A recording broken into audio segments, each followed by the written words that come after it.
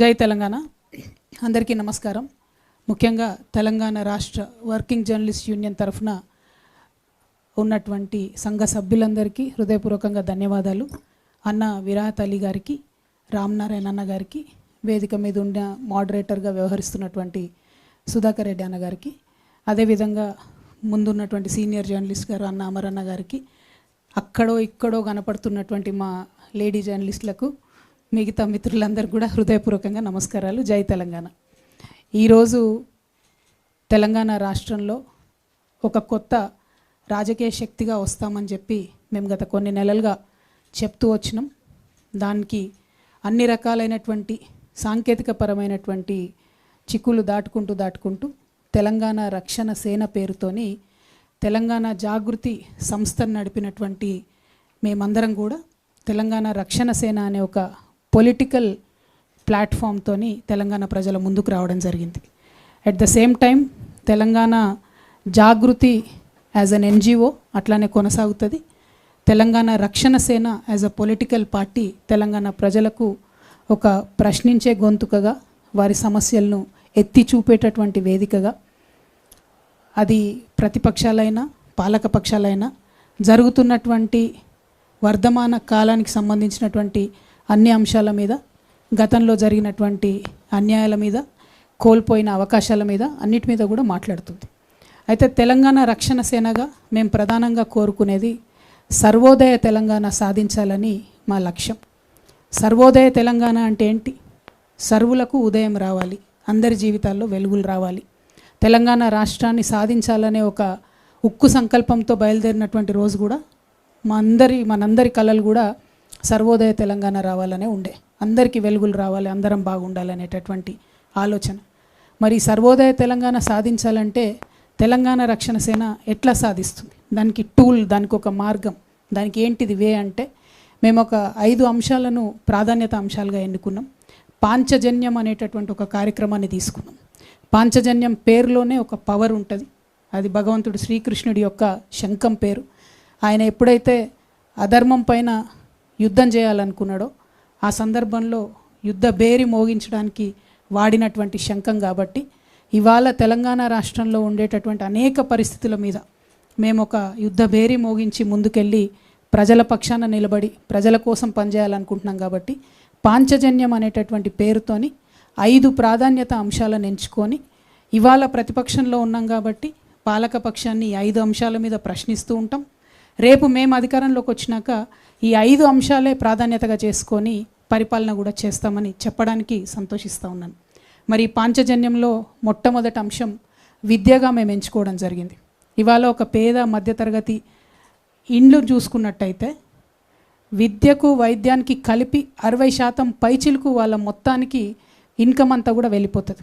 60% income ఈ రెండిటికే పోయిన తర్వాత సేవింగ్స్కి కానీ, ఒక కొత్త వ్యాపారం చేసుకోవడానికి కానీ, ఒక చిన్న అసెట్ కొనుక్కోవడానికి కానీ, ఒక నగ కొనుక్కోవడానికి కానీ, అనుకోకుండా ఏదైనా ఎమర్జెన్సీ వస్తే చేసుకోవడానికి కానీ పేద మధ్యతరగతి ఇంట్లో ఒక రూపాయి కూడా మిగిలే పరిస్థితి లేదు. కాబట్టి విద్యను సంపూర్ణంగా ఉచితంగా ఇవ్వాలని మేము తెలంగాణ రక్షణ సేన నుంచి ఒక సంకల్పం తీసుకుంటున్నాం. ప్రభుత్వంలో ఆల్రెడీ ఉచిత విద్య ఉంది, కరెక్టే. కానీ ఇవాళ మెజారిటీ పిల్లలు 75% వరకు కూడా పిల్లలు ప్రైవేట్లో చదువుతూ ఉన్నారు. మేము తెలంగాణ రక్షణ సేన నుంచి అనేక మంది నిపుణులతో సంప్రదించిన తర్వాత ప్రైవేట్ స్కూళ్ళలో చదివేటటువంటి వాళ్ళకు, ప్రైవేట్ కాలేజ్లో చదివేటటువంటి వాళ్ళకు, ప్రొఫెషనల్ కోర్సెస్లో ఉన్నటువంటి వాళ్ళకు కూడా విద్యను ఉచితంగా ఇవ్వాలనేటటువంటి ఒక సంకల్పంతోనే మేము ముందుకు రావడం జరుగుతుంది. ఇవాళ నేను ఇది మాట్లాడుతున్నటువంటి సందర్భంలో ఒక పిల్లగాడు 3వ తరగతిలో ఉంటే మేము అధికారంలోకి వచ్చేటప్పటికి ఆ పిల్లగాడు 5వ తరగతికో 6వ తరగతికో వస్తాడు. ఎన్నికలు 6 నెలలు అటు ఇటు అయితే అంటున్నారు. కాబట్టి అంటే మీ పిల్లగాడు 5వ తరగతి నుంచి డిగ్రీ దాకా చదువుకున్నా, ఇంజనీరింగ్ చేసినా, ఏం చేసినా ప్రభుత్వమే ఆ ఖర్చు భరించి ఉచితంగా విద్యనివ్వాలనేటటువంటి మా సంకల్పం. దానికి సంబంధించి లెక్కలేసినాం. ఎన్ని పాఠశాలలు ఉన్నాయి, ఏ గ్రేడ్లో ఎన్ని పాఠశాలలు ఉన్నాయి, ఏ తరగతుల్లో ఎవరెవరు చదువుతూ ఉన్నారు, ఇటువంటి లెక్కలు అనేకం వేసిన తర్వాతనే చాలా స్పష్టంగా, చాలా నిర్దిష్టమైనటువంటి ప్రణాళికలు సిద్ధం చేసుకున్ననే నేను ఈ అనౌన్స్మెంట్ చేస్తూ ఉన్నా. మీరందరూ గత 20 సంవత్సరాల నుంచి నన్ను చూసిండ్రు. 27 ఏళ్ల వయసులో నేను ఉద్యమానికి వస్తే ఇప్పుడు నాకు 47 దాటి 48కి వచ్చిన. ఈ 20 ఏళ్లలో చెప్పిన మాట మీద నేను నిలబడే ఉన్న తప్పితే ఎప్పుడు వెనక్కి పోలే. ఎన్ని కష్టాలు వచ్చినా ఎన్ని నష్టాలు వచ్చినా చెప్పిన మాట మీద పట్టిన తువ మీద విడవకుండా నేను నిలబడి ఉన్నటువంటి వ్యక్తిని. కాబట్టి నేను ముఖ్యంగా మా అక్క చెల్లెలకు, తెలంగాణ వ్యాప్తంగా ఉన్న అక్క చెల్లెలకు మాటిస్తున్నా, ఉచిత విద్య ప్రైవేట్ స్కూల్లో చదువుకున్నా సరే, మీ పిల్లగాడు డాక్టర్ చదువుకున్నా సరే, ఇంజనీర్ చదువుకున్నా సరే, రాకెట్ సైంటిస్ట్ అయినా సరే, వారిని చదివించే బాధ్యత తెలంగాణ ప్రభుత్వం తీసుకుంటుంది. తెలంగాణ రక్షణ సేన అది సాధించి తీరుతుంది. మీ జేబులకెళ్ళి ఒక్క రూపాయి ఖర్చు లేకుండా చేసి నేను చూపిస్తాను. రెండవది వైద్యం. ఇవాళ ఆరోగ్యశ్రీలో 10 లక్షల వరకు ఇస్తూ ఉన్నారు వైద్యానికి సంబంధించి. అంతకుముందు వైఎస్ రాజశేఖర రెడ్డి గారు ఈ పథకం పెట్టినప్పుడు 2 లక్షల రూపాయలు ఇస్తామంటే అసలు సాధ్యమవుతుందా, ఎట్లా ఇస్తారు అని మాట్లాడారు. ఆ 2 లక్షలు పోయి మరి ఇవాళ 10 లక్షల వరకు ఇస్తుంటే ఎట్లా సాధ్యమవుతుందని అడుగుతలేరు. కానీ ఇంకొంచెం మనసు పెట్టి ఆలోచన చేస్తే ఇవాళ క్యాన్సర్ జ్వరం వచ్చినట్టు వస్తుంది, కానీ క్యాన్సర్ క్రోసిన్ వేసుకుంటే పోదు మరి. కాబట్టి క్యాన్సర్కి కావాల్సినటువంటి ట్రీట్మెంట్ ఏదైతే ఉంటుందో 10 lakhs, 15 lakhs, 20 lakhs, 25 lakhs ఎంత బాధగా ఉంటుందండి. కండ్ల ముంగట ఇంటి మనిషి చనిపోతుంటే ఆ వైద్యానికి డబ్బులు ఇవ్వలేనటువంటి వాళ్ళు చాలామంది ఉన్నారు. నిన్నగాక మొన్న గద్వాల్లో ఒక ఎగ్జాంపుల్ చూసినాం. గవర్నమెంట్ హాస్పిటల్కి తల్లిని తీసుకుపోతే మా దగ్గర లేదయ్యా ఇంతకన్నా వైద్యం, దయచేసి మీరు తీసుకుపోండి అంటే ఓన్లీ 3 lakhs rupees అవుతుంది. తెలిసి కూడా ఎక్కడికి తీసుకుపోదాము, ఎట్లా తీసుకుపోదాము, ఆడికి తీసుకుపోయినాక 3 లక్షలు అంటారు, చేర్చినాక 15 లక్షలు అంటారు. మా పరిస్థితి ఏందని తల్లిని పోన్లే బతికింది కదా ఉన్నన్నాళ్ళని సర్ది పెట్టుకునే పరిస్థితి ఇవ్వాలంటే కూడా తెలంగాణ రాష్ట్రంలో ఉన్నది. అంటే ప్రపంచమంతానేమో లైఫ్ స్పాన్ పెరుగుతుంది, 90 years 95 years బతుకుతారు. తెలంగాణ వాళ్ళం ఎందుకు కాంప్రమైజ్ కావాలి?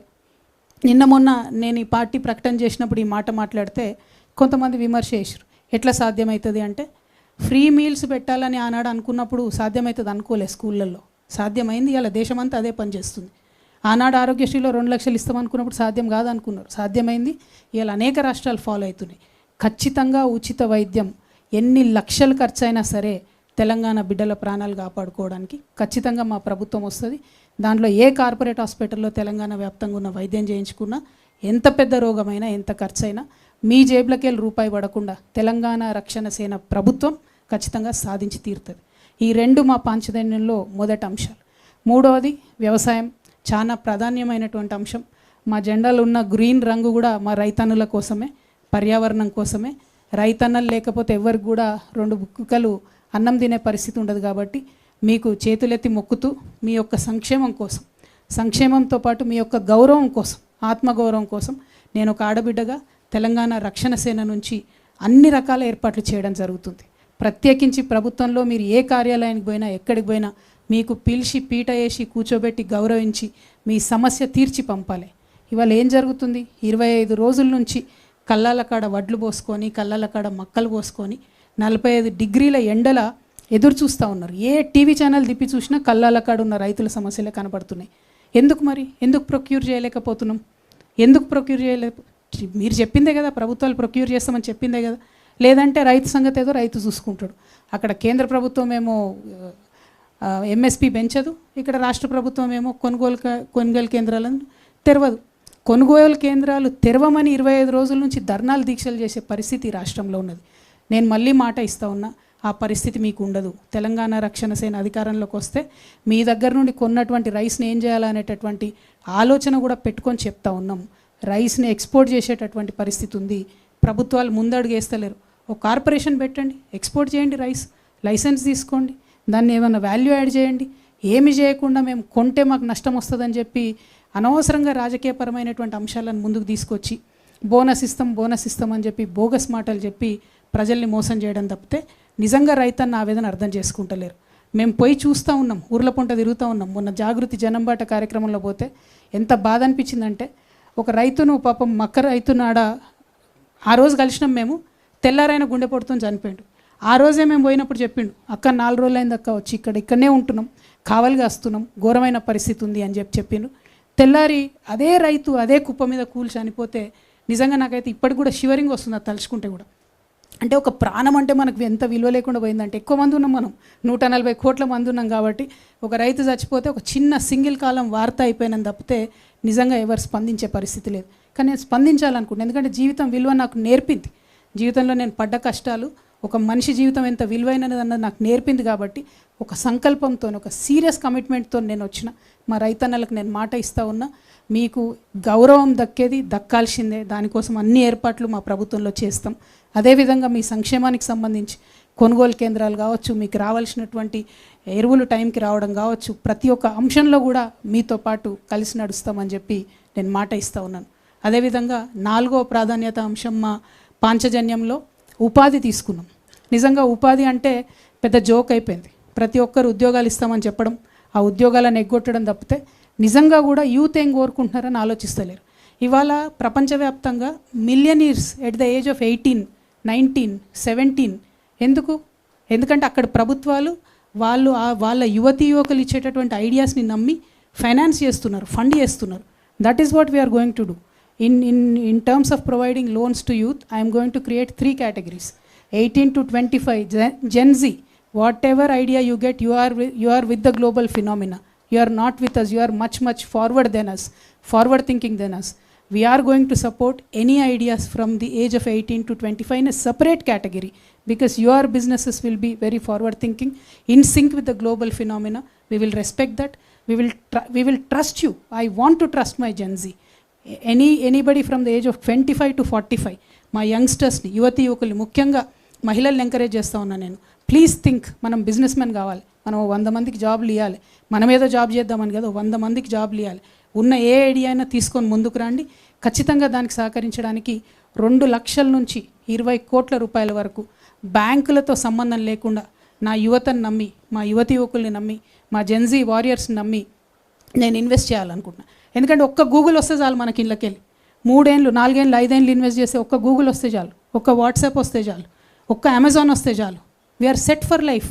ఎవరు? మన రాష్ట్రంలో అద్భుతమైనటువంటి ఆదాయం వస్తుంది. ఇవాళ రాష్ట్రంలో కార్పొరేట్స్ మొత్తం కలిపితే మనకు 10,000 కోట్ల ఇన్కమ్ వస్తుందండి. మన ఇన్కమ్ ఏదైతే వస్తుందో, రెవెన్యూ జనరేట్ అవుతుందో, total corporates, total industries in Telangana today gives us only 10,000 crores of income. But imagine if we trust our youngsters, if we invest this money every year, 1, 2, 3 industries click అయినా కూడా ఆ income ఎక్కడికో పోతుంది, స్టేట్కి కూడా income వస్తుంది. I want to trust my youngsters. ఉపాధిలో మొదటిది మేము ఇచ్చేటటువంటి రుణాలు 2 లక్షల నుంచి 20 కోట్ల వరకు, 18 సంవత్సరాల నుంచి 45 సంవత్సరాల వయసు ఉన్నటువంటి వారికి ఇచ్చేటటువంటిది. ఆ తర్వాత ఉద్యోగాలకు సంబంధించి ప్రభుత్వంలో ఉద్యోగాలు చేసుకుంటామని అనుకునేటటువంటి వాళ్ళకు మేము లెక్కలేసినాం. నేను విద్యలో చెప్పిన నా విధానం ఏంటిది? ప్రతి ఊరికి ఒక బడి ఉండాలి, ప్రతి తరగతికి ఒక టీచర్ ఉండాలని. మొన్న నేను 4 లక్షల ఉద్యోగాలకు నోటిఫికేషన్ ఇస్తా అంటే చాలామంది నన్ను అడిగారు, ఎట్లా ఇస్తారు, ఏం అవకాశం ఉంది? ఇవాళ ఎస్సీ బ్యాక్లాగ్స్ అండి, మీకు చెప్తా ఉన్నా, 40,000 ఉన్నాయి ఎస్సీలలో నింపాల్సినటువంటి ఖాళీలు, ఈ ప్రభుత్వం నింపకుండా వదిలేసినటువంటి ఖాళీలు. ఎస్టీ బ్యాక్లాగ్స్ ఉన్నాయి. అదేవిధంగా అనేకమైనటువంటి ఫిజికలీ హ్యాండిక్యాప్డ్కి సంబంధించినటువంటి రిజర్వేషన్ బ్యాక్లాగ్స్ ఉన్నాయి. ఇవన్నీ ఒక పక్కన అయితే, మేము అనుకున్న విధానంలో ప్రభుత్వ పాఠశాలలు నడపాలంటే, గుడిని ఎంత పవిత్రంగా చూస్తామో బడిని అంత పవిత్రంగా చూడాలంటే మాకు టీచర్లే 2 లక్షల మంది కావాలి. ఒకటేసారి నోటిఫికేషన్ ఇస్తాం. మాకు ఉర్దూ టీచర్లు కావాలి, తెలుగు టీచర్లు కావాలి, ఇంకా అనేక డిపార్ట్మెంట్స్ ఉన్నాయి. My strong belief is that government departments have to be స్ట్రెంథెండ్. అట్లా స్ట్రెంథెన్ చేసుకోవాలి గవర్నమెంట్ డిపార్ట్మెంట్స్ అంటే. చాలామంది ఎంప్లాయీస్ కావాల్సి వస్తారు, కొత్త సెక్షన్స్ యాడ్ చేయాల్సి ఉంటుంది. మేము చాలా బలంగా విశ్వసించేటటువంటిది ఆర్టిఫిషియల్ ఇంటెలిజెన్స్ వచ్చేదైతే జాబ్స్ తీసేస్తూ ఉందో, ఖచ్చితంగా దానికి ఫార్వర్డ్ థింకింగ్ పాలసీ ఉండాలి. మన గవర్నమెంట్ డిపార్ట్మెంట్, ఐటీ డిపార్ట్మెంట్ ఆ దిశగా ఆలోచన చేయాలి. ఆ సెక్టర్లో కూడా అనేక మంది ఉద్యోగులను తీసుకుంటాం. సీనియర్ సిటిజన్స్ ఉన్నారండి, వాళ్ళకు ఒక యాక్ట్ ఉంది, మన పోలీసు వాళ్ళకే తెలియదు. ఎట్లుంటుందంటే, సీనియర్ సిటిజన్స్ పోయి కంప్లైంట్ చేస్తే సపరేట్ టేబుల్ వేసి కుర్చేసి వాళ్ళకు సపరేట్ రిజిస్టర్ మెయింటైన్ చేసి పోలీస్ స్టేషన్లో యాక్చువల్లీ రాయాలి. మన పోలీసు వాళ్ళకే ఆ నాలెడ్జ్ లేదు. ఈ వేదికగా డీజీపీ గారు నేను రిక్వెస్ట్ చేస్తూ ఉన్న, కొత్తగా ఆయన డీజీపీ గారికి కంగ్రాచులేషన్స్ సివి ఆనంద్ గారు.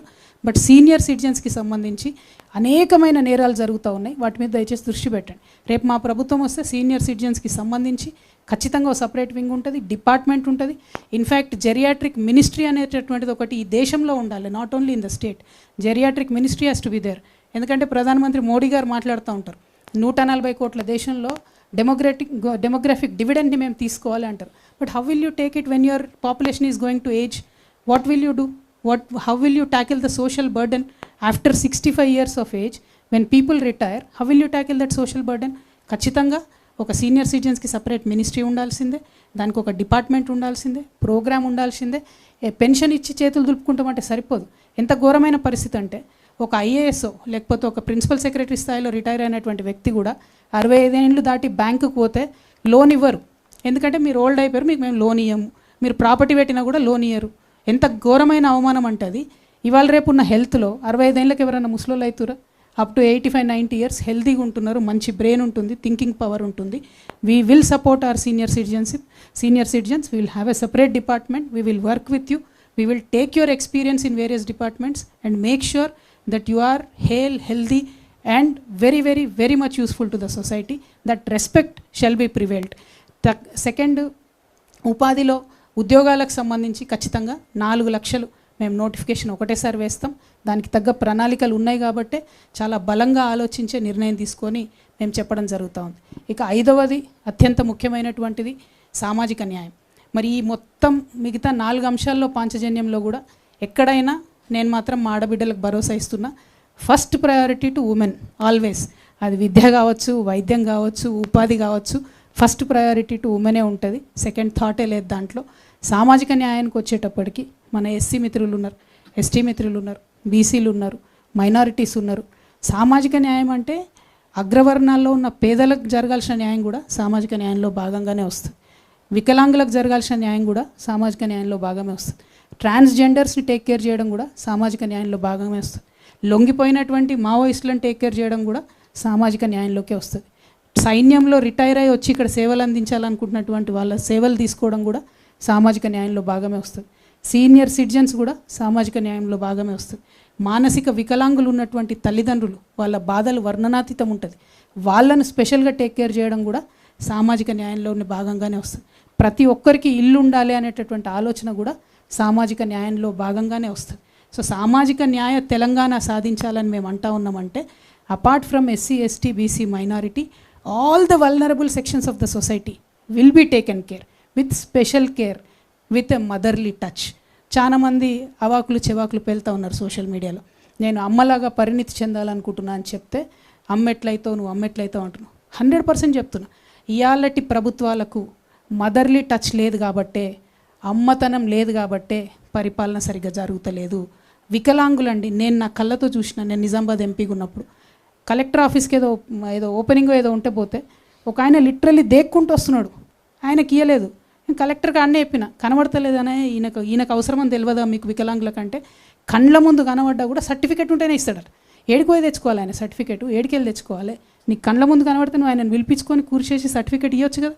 ఎక్కడన్నా వికలాంగులకు మనం ఇంత పెద్ద సెక్రటేరియట్ కట్టినాం, ఒక్క ర్యాంప్ లేదండి, ఒక్క స్పెషల్ బాత్రూమ్ లేదండి వికలాంగులకి. ఇవాళ గవర్నమెంట్ ఏం చెప్తుంది, ఆర్టీసీలో నేను ఫ్రీ బస్ ఇస్తున్నా అని చెప్తుంది. వికలాంగులకు ఇవ్వడానికి మీకు మనసు వస్తలేదా? వికలాంగులకు ఇయ్యరాదా ఫ్రీ బస్సు? మీ కాంగ్రెస్ పార్టీ మేనిఫెస్టోలో, నేషనల్ మేనిఫెస్టోలో ఏం పెట్టిరంటే ఫిజికలీ హ్యాండిక్యాప్డ్ ఉన్నటువంటి వాళ్ళకు కోఆప్షన్ మెంబర్స్ ఇస్తామని పెట్టిండ్రు. మరి ఏం చేస్తున్నారు మీరు? మొన్ననే మున్సిపల్ ఎన్నికలైన కోఆప్షన్ సభ్యులు ఇచ్చిండ్రు. ఎందుకోసం పట్టించుకుంటలేరు మీరు? అది అంటే ఒక మదర్లీ టచ్తో పరిపాలన జరిగినప్పుడు most vulnerable sections will be addressed first. అందుకే సామాజిక న్యాయ తెలంగాణ రావాలే ఉంటుంది అని నేను చెప్పి కోరుతా ఉన్నాను. ఆ దిశగా మేము ప్రయాణం చేస్తాం. పాంచజన్యంలో ఉన్నటువంటి 5 అంశాల్లో ఏదైతే సామాజిక న్యాయం గురించి నేను మాట్లాడుతున్నానో, ఎస్సీలకు సంబంధించి సపరేట్ సబ్ ప్లాన్ మన రాష్ట్రంలో ఉంది. కానీ కాంగ్రెస్ ప్రభుత్వం మొన్నటి లెక్కలు చెప్తా, లాస్ట్ ఇయర్ లెక్కలు చూసుకుంటే 25-26 లెక్కలు చూసుకుంటే దే అలొకేటెడ్ అరౌండ్ 33,000 crores, 33,000 కోట్లను ఎస్సీలకు అలొకేషన్ చేశారు. కానీ ఖర్చు పెట్టింది ఎంత? 14,000 కోట్లు. అంటే ఒక సంవత్సరంలో 19,000 కోట్లు ఎస్సీలకు ఎగ్గొట్టినటువంటి ప్రభుత్వం కాంగ్రెస్ ప్రభుత్వం. రేపటి నాడు మా ప్రభుత్వంలో అట్లా జరగదు. ఖచ్చితంగా అది దళితులకే ఖర్చు అవుతుంది.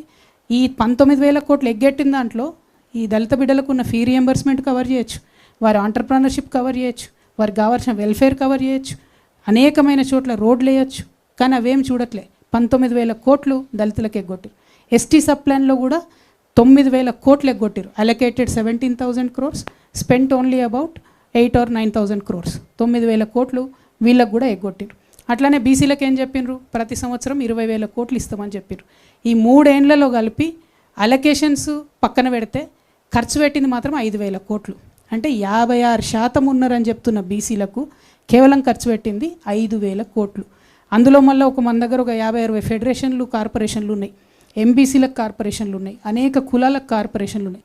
ఒక్కటంటే ₹1 కూడా ఇవ్వలేదండి. ఎంబీసీ కార్పొరేషన్కి ₹1 ఇవ్వలే, ఎవరికి ₹1 ఇవ్వలే. మొత్తం లిస్ట్ ఉంది, తర్వాత మీకు సర్క్యులేట్ చేయమని చెప్తాను నేను. ఒక్క రూపాయి కూడా ఇవ్వలేదు. అంటే అలొకేటెడ్ ఫండ్స్ హక్కుభుక్తంగా వచ్చినటువంటి డబ్బుల్ని కూడా ఖర్చు చేయకపోవడం.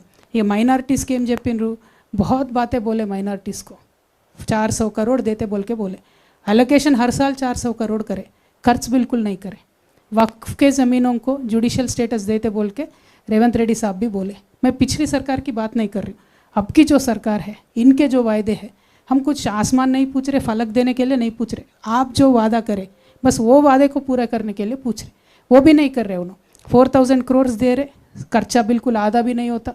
जो अपने बच्चों को ओवरसीज़ स्कॉलरशिप देना है वो नहीं दे रहे. रिजर्वेशन की तो बात ही नहीं करते ये रेवंत रेड्डी साहब बिल्कुल, क्योंकि वो सीएम तो हमारे तेलंगाना के है लेकिन उनका सिम कार्ड दिल्ली का है भाई, तो दिल्ली को आंसरबुल है वो, इसीलिए बिल्कुल रिजर्वेशन के बात ही नहीं करते उन्होंने. Other than that anything related to minorities, no special interest. They promised Christian minorities, women particularly will be given 50,000 loans. Zero allocation till now, not even one single Christian woman got any loan. Sikh minorities, they were promised to be given a separate corporation, nothing to that regards. So anything related to minorities, religious minorities, Congress government has utterly failed them. So in this sense, ఈ కాంగ్రెస్ ప్రభుత్వాన్ని మనము అనేక రకాలుగా చెప్పొచ్చు, but మా పాంచజన్యాన్ని నేను పూర్తి చేసి మళ్ళీ అటువైపు వెళ్తా. సో అల్టిమేట్గా మేము అనుకునేటటువంటి పాంచజన్యం అనేటటువంటి కార్యక్రమంతో సర్వోదయ తెలంగాణ సాధిస్తామనే విశ్వాసం మాకున్నది. మా ఆడబిడ్డల్ని, మా రైతన్నల్ని, మా యువ మిత్రుల్ని, మా జెన్జీ వారియర్స్ని ప్రతి ఒక్కరిని నేను రిక్వెస్ట్ చేస్తూ ఉన్నా, తెలంగాణ రక్షణ సేన వచ్చిందే తెలంగాణ ప్రజల ఆకాంక్షలను రక్షించడం కోసం. అందరికన్నా ముఖ్యంగా ఎవరైతే ఉద్యమకారులు, ఎవరైతే అమరవీరులు తెలంగాణ కోసం ప్రాణాలు అర్పించిండ్రో ఆ ఉద్యమకారుల కోసం సపరేట్గా 1,00,000 సూపర్ న్యూమరీ జాబ్స్ వేస్తామని చెప్పినాం. ఆ రోజు ఎందుకు వేస్తాం ఈ సూపర్ న్యూమరీ జాబ్స్? ప్రతి ఊర్లో మేము చెప్పేటటువంటి ఈ పాంచజన్యం ఇంప్లిమెంట్ అవుతుందా లేదా చూసేదే, కాపలా కాసేదే మా ఉద్యమకారులు. ఖచ్చితంగా ప్రతి ఊర్లో, ప్రతి మండల స్థాయిలో, ప్రతి జిల్లాలో మా ఉద్యమకారులు ఎవరైతే ఉంటారో వాళ్ళు ఈ పాంచజన్యం ఎట్లా ఇంప్లిమెంట్ అవుతుందో మా ప్రభుత్వంలో వాళ్ళే చూస్తారు, వాళ్ళే మానిటర్ చేస్తారు, వాళ్ళే చెప్తారు. కాబట్టి 1,00,000 సూపర్ న్యూమరీ జాబ్స్ ఉద్యమకారుల కోసం క్రియేట్ చేస్తాం. ఇంకొక మాట ఖచ్చితంగా మనందరం గుర్తు తెచ్చుకోవాలి, తెలంగాణ అభివృద్ధిలో బలైపోయినటువంటి భూ నిర్వాసితులు ఎవరైతే ఇండ్లు కోల్పోయినారో, ఎవరైతే భూములు కోల్పోయినారో వాళ్ళ గురించి ఎవ్వరు మాట్లాడతలేరు. ఇప్పటికే 60,000 పైచిలకు మంది ఉన్నారు. కోల్పోయినటువంటి వాళ్ళు కంటిన్యూస్గా ఏదో ఒక చోట లిటిగేషన్ అయ్యి తప్ప వాళ్ళకి ఎవరికి కూడా ప్రశాంతంగా చెక్ వచ్చింది లేదు, ఇంకొక రకంగా రిలీఫ్ వచ్చింది లేదు. కాబట్టి భూ నిర్వాసితుల పక్షాన తెలంగాణ రక్షణ సేన ఉంటుందని చెప్పి వాళ్ళందరికీ విశ్వాసం కల్పిస్తూ మీకు అవసరమైతే లీగల్ హెల్ప్ కూడా మేము చేస్తామని సందర్భంగా తెలియజేస్తూ ఉన్నాం. మరి ఇవన్నీ ఒక ఎత్తు అయితే మేము ఖచ్చితంగా ఇప్పుడు అధికారంలో ఉన్నటువంటి కాంగ్రెస్ పార్టీ మీద ఈ 2 years సీఎం గారు చెప్తున్నట్టు ఇంకో 6 నెలలు బోనస్ అయితే 2.5 years అలుపులేని అలసట్లేని పోరాటం ఖచ్చితంగా చేస్తాం. ఈ 5 అంశాలే కాదు, ఏదైతే వల్నరబుల్ సెక్షన్స్ గురించి నేను చెప్తూ వచ్చానో వాళ్ళందరి వెల్ఫేర్ కోసం కూడా ప్రయత్నం చేస్తాం. But at the same time మీ అందరితో నా రిక్వెస్ట్, పత్రికా మిత్రులందరూ కూడా, ఇప్పుడున్నటువంటి కాంగ్రెస్ ప్రభుత్వం ఎంత అమానవీయంగా ప్రవర్తిస్తుందన్న విషయాన్ని కూడా దయచేసి మీరు ప్రజలకు చెప్పాలని కూడా నేను కోరుతున్నా. వెలుగుమట్లలో ఇల్లు ఊలగొడితే ఒక పసికందు నిండు గర్భిణి పాపం, ఆమె గర్భస్రావం అయితే పసికందు చంపేశారు. అదేవిధంగా కుమ్మెర గ్రామంలో ఒక 2 నెలల పాప చచ్చిపోతే ఇంతవరకు కనీసం కదలిక లేదు, ఎఫ్ఐఆర్ లేదు, ఎవరైతే దాష్టికం చేసినో వాళ్ళని అరెస్ట్ చేయలేదు. అది కేవలం కుల వివక్షతో జరిగినటువంటి దాడి. అయినా ప్రభుత్వం ముందుకు రాకపోవడం నిజంగా చాలా అన్యాయం. ఇంకొక పక్క ఈ గురుకులాల్లో పిట్టలు చచ్చిపోయినట్టు చచ్చిపోతారు. విద్యాశాఖ మంత్రి ముఖ్యమంత్రి గారే, కానీ రివ్యూ చేయరు, మాట్లాడరు, ఆ తల్లిదండ్రులకు రిలీఫ్ ఇయ్యరు, ఏమి కూడా చెప్పరు. ఇంకొక మాట, ఎక్కడైతే గురుకులాలలో ఆడపిల్లలు ఉన్నారో, 10th క్లాస్ పిల్లలు ఉన్నారు, అనేక చోట్ల సెక్యూరిటీ ఇష్యూస్ ఉన్నాయి. ఎక్కడ కూడా కనీసం వాచ్మెన్ కూడా లేని పరిస్థితి, వాళ్ళు ఇబ్బంది పడుతున్న పరిస్థితి, ఎక్కడ కూడా కనీసం ఒక కౌన్సిలర్ లేనటువంటి పరిస్థితి. అయినా కూడా ముఖ్యమంత్రి గారికి రివ్యూ చేసే తీరిక కూడా లేదు. మేము ఆ పేరెంట్స్ గ్రూప్స్ అన్నిటితో కూడా మాట్లాడుతూ ఉన్నాం. గురుకులాల్లో ఉన్నటువంటి పేరెంట్స్ వాళ్ళు చెప్పే కష్టాలు వింటుంటే అయితే ఎందుకు వేసినాం రా నాయనా ఈ స్కూళ్ళల్లో అనే పరిస్థితి ఉంది. కానీ ఏం చేయలేం, పేదరికం ఉంది, ఇంకో దగ్గర ఫీజులు కట్టలేని పరిస్థితి ఉంది. కాబట్టి పిల్లల్ని చదివించాలి, కాబట్టి అట్లా చదువుతున్న పరిస్థితి ఉన్నది. అదేవిధంగా యువకులకు ఏం చెప్పిండ్రు, నిరుద్యోగ యువకులకు జాబ్ క్యాలెండర్ వేస్తామన్నారు. ఇంతవరకు కాంగ్రెస్ పార్టీ కనీసం దాని దిక్కు కూడా తిరిగి చూస్తున్న పరిస్థితి లేదు. నిరుద్యోగ యువకులకు ఆనాడు పెద్ద పెద్ద మాటలు మాట్లాడినారు రేవంత్ రెడ్డి గారు, ఆ ప్రభుత్వం వేయలేకపోయింది అన్నారు. మరి మీరు ఎక్కడ వేసిండ్రు? మీరు వేయక ఒక గ్రూప్ 1 వేస్తే అందులో కంప్లీట్గా అవినీతితో సంబంధించినటువంటి ఆరోపణలు ఉంటే బుల్డోజ్ చేసి మీరు ముందుకెళ్తున్నారు తప్పితే తెలంగాణ యువతి యువకులకు మీరు జవాబు చెప్తలేరు. మీరు ఇప్పుడు తప్పించుకోవచ్చు, ఎన్నికలలో మాత్రం తప్పించుకోరు. ఖచ్చితంగా తెలంగాణ యువకులు ఎవరైతే మిమ్మల్ని బస్సు యాత్రలు చేసి రథయాత్రలు చేసి సీఎంని చేసినరో వాళ్ళే మళ్ళా బస్సు యాత్రలు చేసి పాదయాత్రలు చేసి మిమ్మల్ని ఆ గద్దె నుండి కూడా దింపుతారని చెప్పి రేవంత్ రెడ్డి గారికి మేము హెచ్చరిక చేస్తూ ఉన్నాం. మీరు తెలంగాణ యువతులతోని ఆడుకోవద్దు. అనేకమైన జీవోలు ఉన్నాయి, మొత్తం నోటిఫికేషన్స్కి అగేన్స్ట్గా పనిచేసేటి, వాటిని ముఖ్యమంత్రి గారు పట్టించుకుంటలేరు. అట్లనే పర్యావరణం మీద ఎటువంటి శ్రద్ధ కూడా లేదు. ఫార్మాసిటీ భూములన్నింటినీ కూడా వాపసిస్తామని చెప్పిండ్రు, కానీ ఇప్పుడు దాని చుట్టూ ఫ్యూచర్ సిటీ అని అంటున్నారు. ఫ్యూచర్ సిటీ అంటున్నారు కరెక్టే, మరి అంతకుముందు ఉన్న Qutub Shah urban development authority ఏడవైంది అంటే తెలియదు. ఎక్కడ కంప్లీట్గా హైదరాబాద్ హెరిటేజ్కి సంబంధించి, ముస్లిం ఐడెంటిటీకి సంబంధించి, మన పాత హిస్టరీకి సంబంధించి ఉన్న ఏ ఒక్క పేరు కూడా ఇప్పుడు మీరు కొత్తగా ఏర్పాటు చేసిన 5 కమిషనరేట్లో లేదు. అంటే మీకు అసలు ఆ గౌరవమే లేదు, మీకు ఆ ఫీలింగే లేదు. ఎందుకు చేస్తలేరు? అది ఫ్యూచర్ సిటీ అయింది అంటే ఎప్పటికీ ఫ్యూచర్లో వస్తూనే ఉంటుంది అన్నట్టు సిటీ, అది ఫ్యూచర్లెస్ సిటీ అని చాలా స్పష్టంగా అర్థమవుతుంది తప్పితే కేవలం రియల్ ఎస్టేట్ వ్యాపారం తప్పితే అక్కడ జరుగుతున్నది ఇంకోటి లేదు. అదేవిధంగా పోలీస్ బ్రూటాలిటీ రోజు రోజుకి పెరిగిపోతుంది రేవంత్ రెడ్డి గారి గవర్నమెంట్లో. కర్ల రాజేష్ అనే యువకుడిని జైల్లో కొట్టి చంపినరు. షాద్నగర్లో ఒక ఆడబిడ్డని అనవసరంగా అన్యాయంగా దారుణంగా వివస్త్రం చేసి కొట్టి చంపినటువంటి విషయం మీ అందరికీ తెలిసిందే. ఇంకొక మాట, మహిళల మీద అత్యాచారాలు రేవంత్ రెడ్డి గారు వచ్చినప్పటి నుంచి రాకెట్ పెరిగినట్టుగా పెరిగిపోతూ ఉన్నాయి. Today's numbers you can all check in NCRB. 2500 women have been raped in the last 1 year. అంటే యావరేజ్ డైలీ ఒక 7 మంది ఆడబిడ్డల మీద అత్యాచారం జరుగుతుంది మన తెలంగాణ రాష్ట్రం. ఇవి రిపోర్టెడ్. అన్రిపోర్టెడ్ ఎన్ని ఉంటాయి? అంటే ఎందుకంత భయం లేదు? పోలీసులు అంటే ఎందుకంత భయం లేదు? ప్రభుత్వం అంటే ఎందుకంత భయం లేదు? మా ఆడబిడ్డలకు ఎందుకు రక్షణ లేదని నేను ముఖ్యమంత్రి గారిని స్ట్రేట్గా క్వశ్చన్ చేస్తూ ఉన్నా. At the same time communal violence బీభత్సంగా పెరిగిపోతుంది. రోజు ఏదో ఒక దగ్గర ఒక గుడిలో అమ్మవారి విగ్రహాన్ని ధ్వంసం చేస్తారు, లేకపోతే ఒక మసీద్ని ఏదో చేస్తారు, లేకపోతే ఒక చర్చ్ మీద దాడి చేస్తారు. Why is this happening? Why are you not able to control? అంటే హోమ్ మినిస్టర్ మీరే ఉంటారు, లా అండ్ ఆర్డర్ కంట్రోల్ చేయరు. హోమ్ మినిస్టర్ మీరే ఉంటారు, మహిళలకు సెక్యూరిటీ ఇయ్యరు. విద్యాశాఖ మంత్రి మీరే ఉంటారు, పిల్లలు చచ్చిపోతున్నా కూడా రివ్యూ చేసే అవకాశం ఉండదు. ఇక ప్రజలను కలుసుడు మమేకమవుడు అని చాలా పెద్ద పెద్ద మాటలు చెప్పారు అంతకుముందు. ప్రజావానికి ఒక్కరోజు వచ్చిరండి సీఎం గారు, జస్ట్ 1 డే. తర్వాత ప్రజావాణిలో చిన్నారెడ్డి గారు ఉంటారు, ఇంకొక ఆఫీసర్ ఉంటారు తప్పితే ఇంకెక్కడా లేదు. అంటే సీఎం గారికి కనీసం ప్రజలను కలిసే తీరిక లేదు. మరి లేకపోతే ఎందుకు మాట ఇచ్చినట్టు? మీరు ఇచ్చిన మాట తప్ప మేము ఇంకోటి అడుగుతలేం. సెక్రటేరియట్కి ఎన్నిసార్లు వచ్చిరండి రేవంత్ రెడ్డి గారు? ఈయన కూడా వాస్తు ప్రాబ్లంతోనే వస్తున్నారా లేదా అన్నది అర్థం కాని పరిస్థితి. రివ్యూలు ఎక్కడ పెడుతున్నారంటే కమాండ్ కంట్రోల్ రూమ్ లేకపోతే MCHRD. మరి సెక్రటేరియట్ ఎందుకు కట్టినట్టు? సెక్రటేరియట్లో మార్పులు చేర్పులు ఎందుకు చేసినట్టు?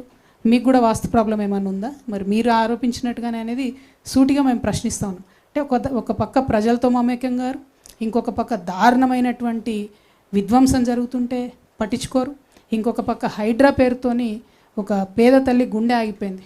అన్ని పర్మిషన్లు ఉండగా కూడా మీరు ఎవరిని పడితే వాళ్ళని కూలగొడతారు. మీ మంత్రుల ఇళ్ళ దగ్గరికి పోరు, మీ కుటుంబ సభ్యుల ఇళ్ళ దగ్గరికి పోరు, అని మిగతా వాళ్ళందరి మీద మాత్రం హైడ్రా నడుస్తుంది. బతుకమ్మ కుంట పోతిరి, ముఖ్యమంత్రి కూడా వాయాడికి అందరు పోతే ఇనాగ్రేషన్ చేస్తారు. ఇప్పుడు కోర్టు తీర్పు వచ్చింది. ఇప్పుడు ఏం చేస్తారు? దానికి ఎట్లా చేస్తారు? దాన్ని ఎట్లా కాపాడతారు? అంటే ఏమాత్రం కనీసం కొంత న్యాయం ఉందా లేదా అని ఆలోచన లేకుండా ఎటుపడితే అటువై కూలగొట్టాలి, ప్రచారం చేసుకోవాలి, తర్వాత ఏదైతే అదవుతుందని ఒక లెక్కలేనితనం, లాపర్వాయి. ఈ లెక్కలేనితనంతోనే పోయిన ప్రభుత్వం గద్దె దిగింది. ఈ లెక్కలేనితనంతోనే ఇప్పుడు మీరు కూడా గద్దె దిగబోతూ ఉన్నారు. రేవంత్ రెడ్డి గారికి, కాంగ్రెస్ పార్టీకి నేను ఇవాళ సవాల్ చేసి చెప్తున్నా. మీరు రెగ్యులర్గా ఎన్నికలు వస్తే 800 రోజులు ఉంది. మీ ముఖ్యమంత్రి గారు బోనస్ 6 నెలలు అన్నట్టు వస్తే 1000 రోజులు ఉంది. ఈ 1000 రోజులల్లా కాళ్ళకు బల్పం పట్టుకొని తెలంగాణ అంతా తిరుగుతాం. తెలంగాణ రక్షణ సేన ఖచ్చితంగా కాంగ్రెస్ పార్టీని గద్దె దించి తీరుతామని కూడా ఈ సందర్భంగా తెలియజేస్తూ, మరి అవకాశం ఇచ్చినటువంటి విరాతల్లి అన్న, టైం ఎక్కువ తీసుకున్నానా? అంతేనా? అయితే ఈ అవకాశం ఇచ్చినటువంటి విరాతల్లి అన్న గారికి, అదేవిధంగా మొత్తం ప్రెస్ క్లబ్ సభ్యులందరికీ కూడా ధన్యవాదాలు తెలియజేస్తున్నాను. Thank you. జై Telangana. We know that you are a good orator like your dad, but the key words of our talk, Sarvodaya, Panchajanya, free education, free health coverage, farmer welfare and social justice, Janji, prosperous Janji and senior citizen friendly, and lastly emotionally motherly touch, Kavithamma. So I want to ask you my first question before we go to them. What you criticized your dad with so harsh words. What led to the deep divide? అంత అగాధం ఎందుకు ఏర్పడింది మీకు మీ నాన్నకి? ఇది పొలిటికల్లా, it's deep పర్సనల్లా? Can you speak out your heart? First of all, it's unfair for the moderator to get the first question. But anyways, he's taken that advantage. I'm happy about it. ఒకటి, నేను మా నాన్నని criticise చేయలేదండి. Political లీడర్గా కేసీఆర్ గారిని criticise చేసిన. BRS party అధ్యక్షులు గౌరవనీయులు పెద్దలు కేసీఆర్ గారిని క్రిటిసైజ్ చేసిన తప్పితే మా నాన్న కేసీఆర్ని నేను తిట్టలేదు. మా నాన్న కేసీఆర్తో నాకు ఎటువంటి ప్రాబ్లం లేదు. నాన్నగా ఆయన లేకపోతే నాకు జన్మనే లేదు. నేను ఒక హిందూ మహిళగా రోజు పొద్దున్న లేస్తే పూజ మెడిటేషన్ చేసే మహిళగా చెప్పేటటువంటి ఫస్ట్ 5 పేర్లలో తల్లిదండ్రుల పేరు కూడా ఉంటుంది. తల్లిదండ్రులతో నాకు ఎటువంటి సమస్య లేదు. బీఆర్ఎస్ పార్టీ అధ్యక్షులు కేసీఆర్ గారితో ఖచ్చితంగా నాకు ఐడియాలజికల్ విభేదాలు ఉన్నాయి. మొన్న విమర్శించిన, రేపు కూడా విమర్శిస్తా తప్పు చేస్తే. నేను తప్పు చేస్తే అట్లనే బీఆర్ఎస్ పార్టీ వాళ్ళు కూడా నన్ను విమర్శించవచ్చు. నేను వ్యక్తిగతంగా ఒక మాట కూడా అనలేదు. బీఆర్ఎస్ పార్టీ ఫస్ట్ వచ్చినటువంటి ప్రభుత్వంగా వారు కొన్ని పనులు చేసి ఉంటే తెలంగాణకు బాగుండేది. ఆ పనులు చేయకపోవడం వల్ల ఏమైంది? ఒక కాన్సెప్ట్ ఉంటుంది సుధాకర్ రెడ్డి గారు, లాస్ట్ ఆపర్చునిటీ కాస్ట్ అంటారు దాన్ని. If you lose an opportunity, ఒక అవకాశాన్ని మీరు వదులుకుంటే దానివల్ల వచ్చే నష్టం. తెలంగాణలో తొట్టతొలి ప్రభుత్వంగా ఏర్పడ్డటువంటి బీఆర్ఎస్ ప్రభుత్వం ఏదైతే కృష్ణా గోదావరి నదుల నీళ్లను కరెక్ట్గా వాడుకొనగలిగి ఉంటే మన రైతన్నలకు వారు అధికారంలో ఉన్న 10 సంవత్సరాలలో 2,50,000 కోట్ల రూపాయల సంపద డైరెక్ట్గా రైతులకు అందేది. కృష్ణా నీళ్ళు వచ్చి ఉంటే మన పొలాలకు, గోదావరి నీళ్ళు వచ్చి ఉంటే 1,21,000 కోట్లు కేవలం ఈ 2 ప్రాజెక్టులకు పెట్టిండ్రు. ఏది? కాళేశ్వరం, అట్లానే పాలమూరు రంగారెడ్డి. 1,21,000 పెట్టి 2 ప్రాజెక్టులు కడితే ఇచ్చింది నీళ్ళు ఎన్నిటికీ అంటే 1,00,000 ఎకరాలకు ఇచ్చారు. నేను దాన్ని క్రిటిసైజ్ చేసిన. బీఆర్ఎస్ పార్టీ అధ్యక్షుడిగా ఖచ్చితంగా వారిని క్రిటిసైజ్ చేసిన, ఇవాళ చేసిన, రేపు కూడా చేస్తాను. ఎందుకంటే ఆ last opportunity cost only for farmers is 2.5 lakh crores. ఆ సంపద డైరెక్ట్గా మా రైతన్నల జేబులకు పోయేది, అది పోయింది. ఇంకొకటి లాస్ట్ ఆపర్చునిటీ కాస్ట్లో మొత్తం 2001 నుంచి 2014 దాకా తెలంగాణ రాష్ట్రం వచ్చే వరకు కొట్లాడినటువంటి యువకులకు ఉద్యోగ అవకాశాలు ఇవ్వకుండా ఒక 10 సార్ల పేపర్ లీక్ అయ్యి అంత పెద్ద ఐటీ మినిస్టరు, అన్ని దేశాలకు పోయి స్పీచ్లు ఇచ్చే ఐటీ మినిస్టర్ కేటీఆర్ గారు ఉండంగా టీసీఎస్ లాంటి కంపెనీతో మాట్లాడుకొని ఫుల్ ప్రూఫ్గా మనం ఎగ్జామ్స్ పెట్టలేమా అండి? టోఫెల్ పెట్టడంతో మాట్లాడుకొని పెట్టలేమా? జిఆర్ఈ పెట్టడంతో మాట్లాడుకొని పెట్టలేమా? ఎట్లా ఫెయిల్ అవుతుంది? మన గ్రూప్ 1 ఎందుకు ఫెయిల్ అవుతుంది? 10th క్లాస్ పరీక్షల పేపర్ ఎందుకు లీక్ అవుతుంది? ఆ ఫెయిల్యూర్ వల్ల ఇప్పుడు ఏమైంది? ఇవాళ రేపు ఉన్న ఫాస్ట్ జనరేషన్లో ఎవ్రీ 7 years కొత్త జనరేషన్ వస్తుంది. 10 years లేదు ముందులాగా. అంటే తెలంగాణ రాష్ట్రం వచ్చినాక ఫస్ట్ 10 ఏళ్ళు, ఇప్పుడు ఈ కాంగ్రెస్ ప్రభుత్వంలో వచ్చిన 2.5 years చూసుకుంటే 2 generations ఉన్న పిల్లలు లాస్ అయినరు. మీ అందరికీ తెలుసు, ఒక్క గవర్నమెంట్ ఉద్యోగం కోసం 1,00,000 మంది రాస్తారు దానికి exam. At any point of time 30 to 40 lakh people Telangana యువకులు ఎగ్జామ్ ప్రిపరేషన్లే ఉంటారు. మరి వాళ్ళందరిది లాస్ట్ ఆపర్చునిటీ కాస్ట్ కాదా? వాళ్ళ జీవితంలో వాళ్ళు కోల్పోయిన ఉద్యోగాలు, వాళ్ళు కోల్పోయిన అవకాశాలు, వాళ్ళ కుటుంబ సభ్యులు పడ్డ ఇబ్బందులు, ఆ లాస్ట్ ఆపర్చునిటీ కాస్ట్ అనేది ఖచ్చితంగా బీఆర్ఎస్ ఖాతాలోకే పోతుంది. కాబట్టి బీఆర్ఎస్ అధ్యక్షుడు కేసీఆర్ గారిని నేను విమర్శించిన తప్పితే నేను మా ఫాదర్ కేసీఆర్ గారిని విమర్శించలేదు. పొలిటికల్ లీడర్ కేసీఆర్ గారిని విమర్శించినాను, రేపు కూడా విమర్శిస్తాను. కవిత గారు, మధు ఆర్టీవీ శ్రీనివాస్ V6 అక్క, మీరు 25వ తారీఖు పార్టీ ప్రకటించినప్పుడు ఒక పేరు వచ్చింది, తెలంగాణ రాష్ట్ర సేన అని. సో ఈ మధ్య 2 రోజుల క్రితమేమో తెలంగాణ రక్షణ సేన అని ఉంది. సో కొంత కన్ఫ్యూజన్ ఉంది, ప్రజలకు ఒక క్లారిటీ ఇవ్వండి, ఎందుకు ఆ పేరు ముందుగా మీరు ప్రకటించాల్సి వచ్చింది? తెలంగాణ రక్షణ సేన అన్నది ఎన్నికల కమిషను మాకు ఇచ్చినటువంటి పేరు. ఆ లాయర్ గారితో మాట్లాడి వారి పర్మిషన్తోనే మేము కండువాలు కానీ పేర్లు కానీ అఫీషియల్గా వాడుకుంటూ ఉన్నాం. అయితే అంతకన్నా ముందు అనేక కుట్రలు జరిగినాయి. మేము అప్లై చేసిన పేర్లు కానీ ఇంకోటి కానీ రానియొద్దు అని అనేక కుట్రలు జరిగినాయి. కాబట్టి చాలా వ్యూహాత్మకంగా మేము అనేకమైన టాక్టిక్స్ పాల్గొంటూ వచ్చినాం, అనేకమైన టాక్టిక్స్ని చేసుకుంటూ వచ్చినాం. అట్లా రావడం ద్వారానే ఫైనల్గా మా అప్లికేషన్, మేము తెలంగాణ ప్రజా జాగృతితో పెట్టుకున్న అప్లికేషన్ ఏదైతుందో అది మంచిగా ముందుకెళ్ళడం జరిగింది. లేకపోతే అక్కడ కూడా అనేకమైన కుట్రలు జరిగినాయని తెలిసింది. కాబట్టి లాంచ్ రోజు ఆ టైం ముహూర్తం సెంటిమెంట్ కాబట్టి నేను ఆ టైంకి అనౌన్స్ చేసిన. పేరు మాత్రం వ్యూహాత్మకంగానే రకరకాలుగా చెప్తూ వచ్చినాం. బట్ అల్టిమేట్గా ఎన్నికల సంఘం నుండి మాకు వచ్చిన పేరు తెలంగాణ రక్షణ సేన. అంటే టీఆర్ఎస్ అనేది నిజంగా నాకే రాసి పెట్టున్నట్టుంది బ్రదర్. అది నేను థర్డ్ చాయిస్ పెట్టిన, ఫస్ట్ చాయిస్ పెట్టలేదు, సెకండ్ చాయిస్ పెట్టలేదు. 5 పేర్లు అడితే అందులో టీఆర్ఎస్ అనే పేరు వాళ్ళు వెతికి మరీ రక్షణ సేన ఇచ్చిండ్రు. కాబట్టి ఐఎమ్ హ్యాపీ. దేవుడు దయ ఉంది, దైవ నిర్ణయంగా నేను భావిస్తూ ఉన్నా. కాబట్టి తెలంగాణ రక్షణ సేన పేరుతోనే ప్రజల మధ్యలోకి వెళ్తాం, వారి ప్రేమను పొందగలుగుతామని కూడా నేను భావిస్తాను. కవిత గారు, మధు అండి ఇక్కడ మరి మధు ఆర్టీవీ నుంచి మీరు పార్టీ అనౌన్స్మెంట్ చేసినప్పటి నుంచి కొంత విమర్శలు బయట నుంచి అందరూ అన్ని పార్టీల నుంచి చేస్తూ ఉన్నారు. డైరెక్ట్గా రాష్ట్ర ముఖ్యమంత్రి రేవంత్ రెడ్డి స్టేట్మెంట్ చేసిరు, ఉన్న పార్టీకే దిక్కు లేదు, కొత్త పార్టీ వచ్చి ఏం చేస్తుంది, వాళ్ళ ఇంటి పంచాయతీ మాకు రుద్దొద్దు అనేటువంటి స్టేట్మెంటు. ధర్మపురి అరవింద్ ఏమో మొన్నటిదాకా పిట్టల ద్వారా ఇప్పుడు పిట్టల ద్వారా సానని, కోమటిరెడ్డి బ్రదర్స్ ఒక పెద్ద జోక్, కవిత పార్టీ పెట్టడం, 6 ఏళ్ళు నేను ఎమ్మెల్యే అయితే నేనే కాలేదు ముఖ్యమంత్రి, ఆమె ఎట్లయితుంది, తండ్రికి విలువనివని ఆమె తల్లి ఎట్లయితుంది అనేటువంటి స్టేట్మెంట్ చేశారు కోమటిరెడ్డి బ్రదర్స్. ముగ్గురు తిట్టమంటావా అని ఒకటేసారి అంటే ఇప్పుడు పాయింట్ ఏంటంటే భారతీయ జనతా పార్టీకి వాస్తవానికి తెలంగాణలో స్పేస్ లేదండి. వాళ్ళు సామాజిక న్యాయానికి బద్ధ వ్యతిరేకులు, బద్ధ విరోధులు. 12 ఏళ్ళు వాళ్ళ ప్రభుత్వంలో ₹1 తీసుకురాలి తెలంగాణకు. ఎవరైతే విమర్శ చేసిన అరవింద్ మా కర్మగాలి, మా నిజామాబాద్ ఎంపీ, ఆయనకి నేను మళ్ళీ చెప్తున్నా, మీరు బుద్ధి తెచ్చుకోండి బ్రదర్, కొంచెం ఇప్పటికన్నా ₹2 పట్టుకురండి, మన రాష్ట్రానికి తీసుకురండి. మీ ప్రధానమంత్రి గారు పోయినసారి ఎన్నికలలో పాలమూరుకు వచ్చి పాలమూరు రంగారెడ్డికి నేను ప్రత్యేక హోదా, నేషనల్ స్టేటస్ ఇస్తా అని చెప్పి అది పట్టుకరండి జరా. ఇప్పుడు 10వ తారీఖు మోడీ గారు వస్తున్నట్టున్నారు కదా, మరి తీసుకొని వస్తారా పాలమూరు రంగారెడ్డి, లేకపోతే 2-3 లక్షల కోట్లు మూట తీసుకొని వస్తారా? అట్లా తీసుకురండి. నన్ను తిడితే ఏమొస్తుంది బీజేపీ వాళ్ళకు చెప్పు. నేను చేసేది నా పని నేను చేసుకుంటూనే పోతా, తెలంగాణ ప్రజల దగ్గర నేను పోతా, ప్రజలు ఏది చేస్తే అది అల్టిమేట్గా అవుతుంది. ఇక కాంగ్రెస్ పార్టీలో వాళ్ళు జోక్ అనుకున్నా ఏమనుకున్నా ఇట్లా మస్తు అనుకుంటారు. ఒక ప్రయత్నం మొదలుపెట్టినప్పుడు చాలామంది డెమోక్రటిక్ సిస్టంలో కాన్స్టిట్యూషన్ని గౌరవించే వాళ్ళు చిన్న పార్టీ పెద్ద పార్టీ అని కాదు, పార్టీ ఉండడమే పవర్, ఒక పొలిటికల్ పార్టీగా ఉండడమే పవర్. అది పవర్లోకి వస్తుందా రాదా, ప్రతిపక్షంగా ఉంటుందా సెకండరీ. పార్టీ నడిపేటోళ్ళ సిన్సియారిటీని బట్టి ఆ పవర్ ఏందో తెలుస్తుంది మీకు. ఆ పవర్ ఏందో ఖచ్చితంగా ఇవ్వాలి. నన్ను జోక్ అన్న వాళ్ళకు కాలమే సమాధానం చెప్తుంది. పర్సనల్గా ఒక్కొక్కరికి నేను సమాధానం చెప్పాల్సిన అవసరం లేదు.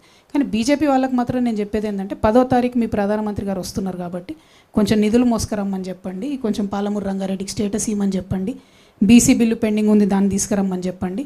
మహిళా బిల్లును అక్కడ తెలిసి ఫెయిల్ అవుతుందని తెలిసి మహిళా బిల్లు ఇంట్రడ్యూస్ చేసిన బీజేపీని మాత్రం ఈ దేశ మహిళలు క్షమించరు, తెలంగాణ మహిళలు అసలుకే క్షమించరు. కాబట్టి ఆ మహిళా బిల్లును జర క్లారిటీ తీసుకొని రండి తప్పితే నా మీద విమర్శ చేస్తే ఏమొస్తుంది. రాహుల్ జీ జీ బోలి. అక్క నేను కరుణాకర్ 10 టీవీ అక్క కరుణాకర్ 10 టీవీ. హలో. మీరు ఇప్పుడు ప్రస్తుత పరిస్థితుల్లో అప్పు చేస్తే కానీ అభివృద్ధి సంక్షేమ కార్యక్రమాలు అమలు చేయని పరిస్థితి మన రాష్ట్ర ఆర్థిక పరిస్థితి. అటువంటి సమయంలో మీరు ప్రకటించిన పాంచజన్యంలో ప్రధానంగా 2 ఉచిత వైద్యం, ఉచిత విద్య. అంటే మీరు ప్రైవేటు స్కూళ్ళకు, ఇన్స్టిట్యూషన్స్కి ఫీజులు ప్రభుత్వం కడుతుందా, ప్రైవేట్ హాస్పిటల్స్ ప్రభుత్వమే ఫీజులు చెల్లిస్తుందా, ఎట్లా మీరు దాన్ని కొంచెం వివరించాలి. 100%. ఇప్పుడు చూడండి బ్రదర్, మీరు అన్నారు అప్పులు తెస్తేనే తెలియదని. ఇప్పుడు as on today this year Telangana expected revenue GST నుంచి ఒక 60,000 కోట్లు వస్తుంది బ్రదర్, ఎక్సైజ్ నుంచి ఒక 50,000 కోట్లు వస్తుంది, పెట్రోల్ అమ్మకాలతోనే ఒక 19,000 కోట్లు వస్తుంది, ఈ ఇండస్ట్రీస్ ఇచ్చే ట్యాక్స్తో ఒక 10,000 కోట్లు వస్తుంది, నాన్ ట్యాక్స్ రెవెన్యూ ఒక 35,000 crores వస్తుంది. అట్లా ఇప్పుడు మైనింగ్ దీని నుంచి ఒక 8,000 కోట్లు వస్తుంది. సో ఇట్లా మళ్ళీ స్టేట్ డెవల్యూషన్ నుంచి వచ్చే డబ్బులు అవి సపరేట్ వస్తాయి. ఇవన్నీ కూడితే మీకు దాదాపుగా 60-50 1,80,000 కోట్ల దాకా మీకు డైరెక్ట్ మన కళ్ళ ముంగటనే కనబడుతుంది. అంటే 1,83,000 కోట్లు కాకుండా ఎప్పుడు ఎవ్రీ ఇయర్ మనము డెఫిసిట్ పూరించుకోవడానికి దాదాపుగా 50,000 to 60,000 వరకు తెచ్చుకుంటూ ఉంటాం అప్పులు. అది చేయాలి కూడా, అప్పులు తెచ్చుకుంటుంటాం, రొటేషన్ అవుతూ ఉంటుంది. సో ఇందులో మనం అప్పులు కట్టేది పోగా, పెన్షన్లు కట్టేది పోగా, ఉద్యోగుల జీతాలకు ఇచ్చేది పోగా, any government will have a wiggle room of about 1 lakh rupees, 1 lakh crore rupees, 1,00,000 కోట్ల రూపాయలు ప్రతి ప్రభుత్వానికి ఉంటుంది. నేను పోయిన ఉగాదికే బడ్జెట్ ప్రవేశపెట్టాను. అందులో కూడా మేము ఏం చెప్పినాం, విద్యకు వైద్యానికి పెద్దపీట మనసుంటే వేయొచ్చు. అందుకే నేను అనేది మదర్లీ టచ్ ఉండాలి, అమ్మతనం ఉండాలని అనేది. ఎందుకంటే అత్యంత ఎక్కువగా ప్రజలు ఇలా బాధపడుతున్నది విద్యా వైద్యం. ఖచ్చితంగా ప్రైవేట్లో కూడా ఫీజులు ఎంత ఘోరంగా పెరుగుతున్నాయండి. పోనీ మీరు ఫీజులు ఇయ్యరు, ఫీజు రీఎంబర్స్మెంట్ ఇయ్యరు, ఒక జీవో ఇవ్వండి దమ్ముంటే. నేను కాంగ్రెస్ గవర్నమెంట్ని సవాల్ చేస్తాను, ఒక్క జీవో ఇవ్వండి, ఈ ఇయర్కి నో ఫీజు హైక్ అని ఒక్క జీవో ఇవ్వండి. ఇక్కడ మీరు కూర్చున్న జర్నలిస్టులు కూడా కడుతున్నారు కదా ఫీజులు, 25%, 30%, 40% పెంచినటువంటి స్కూళ్ళు కూడా ఉన్నాయి. ఒక్క జీవో ఇవ్వండి, అది మీరు చెప్పిన మాటనే కదా, ఫీజు నియంత్రణ చేస్తామని మీరే చెప్పిన మాట కదా. సో ఖచ్చితంగా గవర్నమెంట్లో ఉండే రిగిల్ రూమ్కి నా ప్రాధాన్యత అంశాలు, నా ప్రజలకు కావాల్సిన ప్రాధాన్యత అంశాలు విద్యా వైద్యం. దానికి అవుట్ రైట్గా 30,000 కోట్లు పెట్టినా కూడా, 60,000 కోట్లు పోయినా కూడా, యూత్కి ఇచ్చే లోన్లు ఒక 10,000 కోట్లు పోయినా కూడా వ్యవసాయానికి ఇచ్చేటటువంటిది ఇంకో 10-15 వేల కోట్లు పోయినప్పుడు ఇంకో 10,000 కోట్లు కూడా అదనంగా ఉంటాయి. అంటే 1,00,000 కోట్లు నువ్వు ప్రజల కోసం పెట్టాలని అనుకుంటే ఆ బడ్జెట్ అదనంగా ఉంటుంది. నేను లెక్కలు మీకు మీదనే చెప్పిన కదా, ఇంకా డీటెయిల్గా కూర్చొని చేస్తే చాలా అవకాశాలు ఉన్నాయి. కానీ ప్రభుత్వాలకు చేసే చిత్తశుద్ధి లేదు, ఆలోచన లేదు. ఖచ్చితంగా మేము వచ్చినాక విద్యా వైద్యానికి అత్యధిక ప్రాధాన్యత ఇస్తాం, కంప్లీట్ ఫ్రీ ఇస్తాం. మీరు ప్రైవేట్ స్కూల్లో చదువుకుని, ఎందుకంటే వాళ్ళు మా రిసోర్సెస్ కదా, చదువుకొని రేపు పొద్దున వాళ్ళు మనకే సంపాదించి పెడతారు కదా, అంతే స్టేట్కే ఇన్కమ్ వస్తుంది. కాబట్టి ఖచ్చితంగా దాన్ని ప్రాధాన్యత అంశంగా టేకప్ చేస్తాం. Thank you. Hello ma'am, Krishnaveni from TV5. First of all, congratulations ఇంకా all the best. Thank you. And మీరు ఇప్పుడు మీ డాడ్ కాదు బీఆర్ఎస్ అధినేతని ప్రశ్నించాను, నేను విమర్శించాను అంటున్నారు. గత 10 ఏళ్లలో ఇదే పని చేయడానికి మీకు ఏం అడ్డొచ్చింది, ఇప్పుడు ఏం రిలీఫ్ ఇచ్చింది? థ్యాంక్ యూ అమ్మ. ఫస్ట్ ఆఫ్ ఆల్ ఉమెన్ కాబట్టి కంగ్రాచులేషన్స్ చెప్పింది. మా అన్నలు ఎవరు అడిగిన వాళ్ళు క్వశ్చన్స్ ఒక్కరు కూడా కంగ్రాచులేషన్స్ చెప్పలేదు. This point is very well noted. మా పట్ల జరుగుతున్న వివక్షను మేము తప్పకుండా గుర్తుపెట్టుకుంటాం.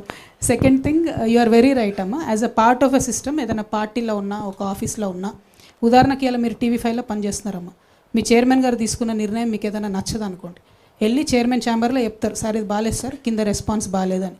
ఎట్ ఎనీ కాస్ట్ రెస్పాన్స్ బాగున్నా లేకపోయినా మీరు ఆ ప్రోగ్రామ్ చేయాల్సిందే అంటే చేస్తారు కదా, ఎందుకంటే ఆ పార్ట్ అండ్ పార్సల్ ఆఫ్ TV5లో మీరు ఉన్నారు కాబట్టి చేస్తారు.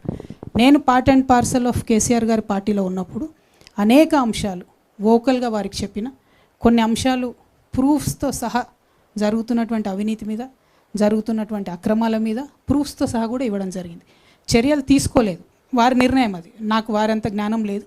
మా బాస్గా ఉన్నటువంటి వ్యక్తి తీసుకున్న నిర్ణయానికి కట్టుబడ్డం అన్నది డెఫినెట్గా ఆ టైంలో నా డ్యూటీ, చేయాల్సింది, చేసిన నేను నా డ్యూటీ. అందుకోసం నేను తెలంగాణ ప్రజలకు క్షమాపణ కూడా చెప్పాను. నేను ఇంకొంచెం గట్టిగా ప్రయత్నించి ఉండాల్సింది, ఇంకొంచెం గట్టిగా నా వాయిస్ రేజ్ చేసి ఉద్యమకారుల పట్ల పనిచేయాల్సింది, ఇంకొంచెం గట్టిగా నా వాయిస్ రేజ్ చేసి అమరవీరుల కోసం పనిచేయాల్సిందని ఓపెన్గా నేను అమరవీరుల స్తూపం దగ్గర క్షమాపణ చెప్పిన.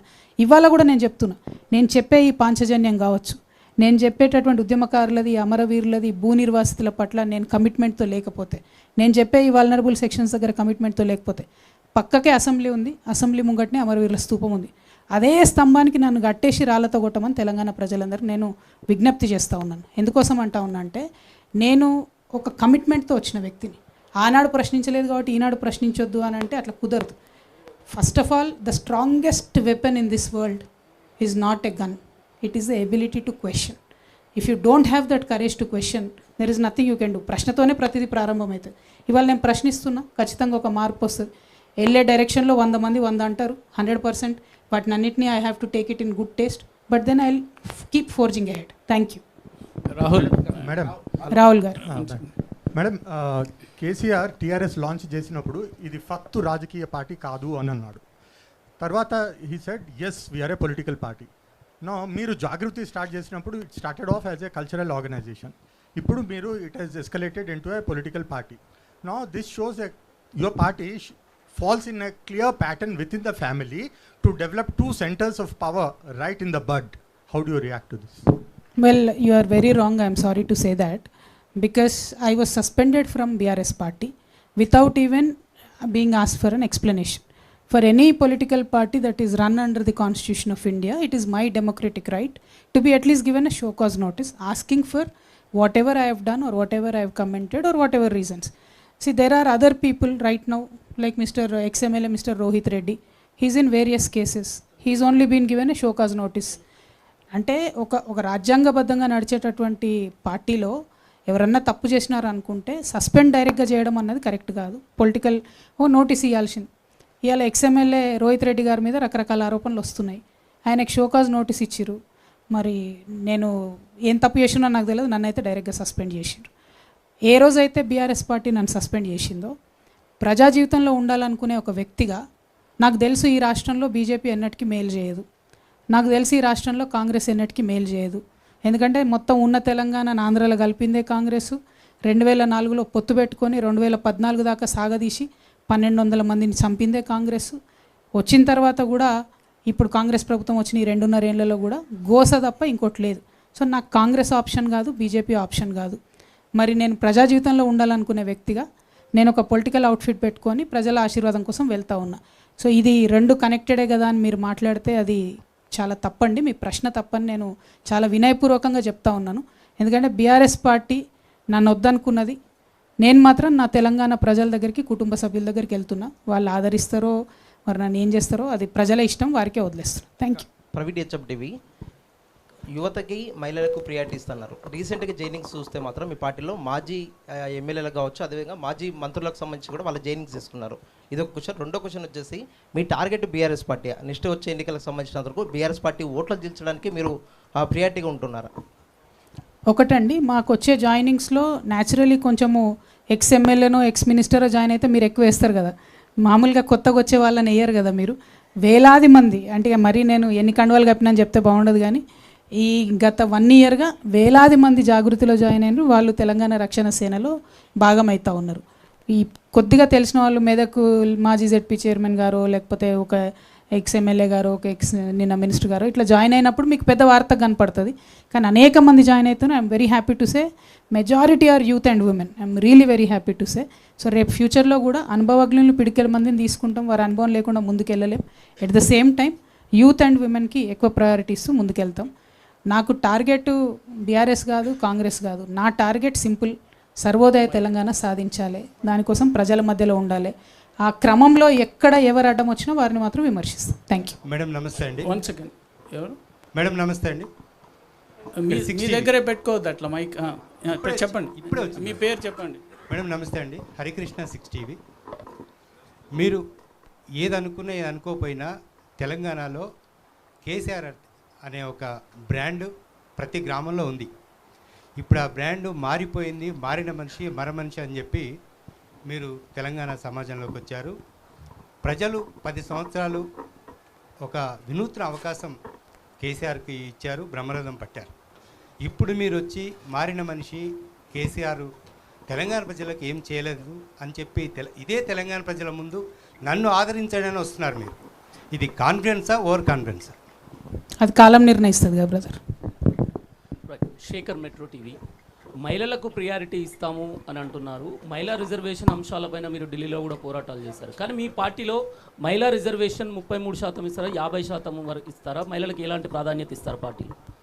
రిజర్వేషన్ బిల్లు పాస్ అయినా కాకపోయినా, మహిళా రిజర్వేషన్ బిల్లు పాస్ అయినా కాకపోయినా 33%కి తగ్గకుండా ఖచ్చితంగా సీట్లు ఇస్తాం.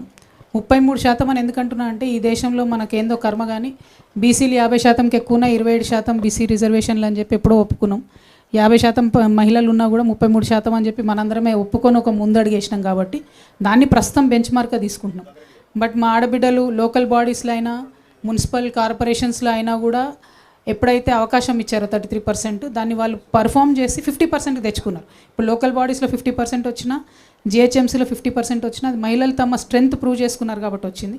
మా పార్టీలో ఖచ్చితంగా 33% తగ్గకుండా ఇస్తాం. ఏమాత్రం అవకాశం ఉన్నా 50% ఇవ్వడానికి నా శాయశక్తిలో ప్రయత్నం చేస్తాం. 1 సెకండ్ సార్ ప్లీజ్. మహిళలకు అవకాశం ఇద్దాం. మీరు మైక్ ఇవ్వండి.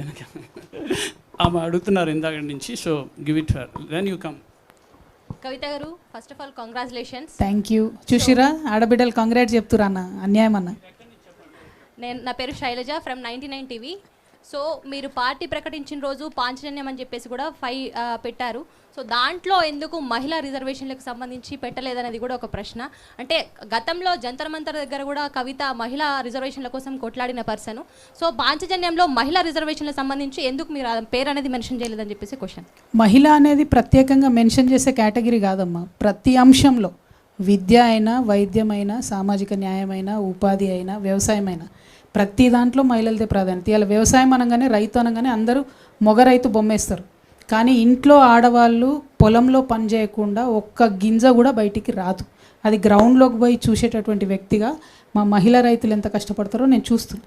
ఇవాళ వ్యవసాయం కోసం నేను చెప్పే ప్రతి విషయం, విద్య కోసం నేను చెప్పే ప్రతి విషయం, నేను మళ్ళీ ఒకసారి మొత్తం నా స్పీచ్ అయ్యా కూడా చెప్పాను. ఈ అన్ని అంశాల్లో అండర్ కరెంట్గా పురుషులకు ఎంత అవకాశం వస్తుందో మహిళలకు కూడా అంతే అవకాశాలు ఇస్తాను. నేను ఒక మహిళగా ప్రత్యేకంగా మహిళల గురించి చెప్పే అవసరం లేదు. డెఫినెట్గా నా మైండ్ ఫస్ట్ మహిళల దిక్కే పోతుంది, మహిళల కోసమే పనిచేస్తుంది. ఆ ప్రయారిటీ ఖచ్చితంగా ఉంటుంది. అది పొలిటికల్ పొజిషన్స్లో అయినా సరే, ఫైనాన్షియల్ ఎంపవర్మెంట్ స్కీమ్స్ అయినా సరే, సోషల్ జస్టిస్ అయినా సరే. ఇవాళ అందుకోసమే ఓబీసీ రిజర్వేషన్ గురించి మాట్లాడినప్పుడు మన మొత్తం రాష్ట్రంలో ఓబీసీ కోటాలో బీసీ మహిళలకు ఉపకోటా ఉండాల్సిందని డే 1 నుంచి కమిట్మెంట్తో నేను పనిచేస్తూ ఉన్నాను. డే 1 నుంచి నేను చెప్తా ఉన్నాను. సో ఆటోమేటిక్గా నా మనసు మహిళల దిక్కే గుంజుతుంది. ప్రత్యేకంగా నేను చెప్పినా చెప్పకపోయినా మా అక్క చెల్లెలు అనేటటువంటి వాళ్ళు నాకు ప్రయారిటీ అంశంగా ఉంటారని మాత్రం తెలియజేస్తాను. మల్లికార్జున్. అక్క మల్లికార్జున్ రెడ్డి సాక్షి చీఫ్ రిపోర్టర్ని. మీకు కంగ్రాచులేషన్ చెప్తున్నాను.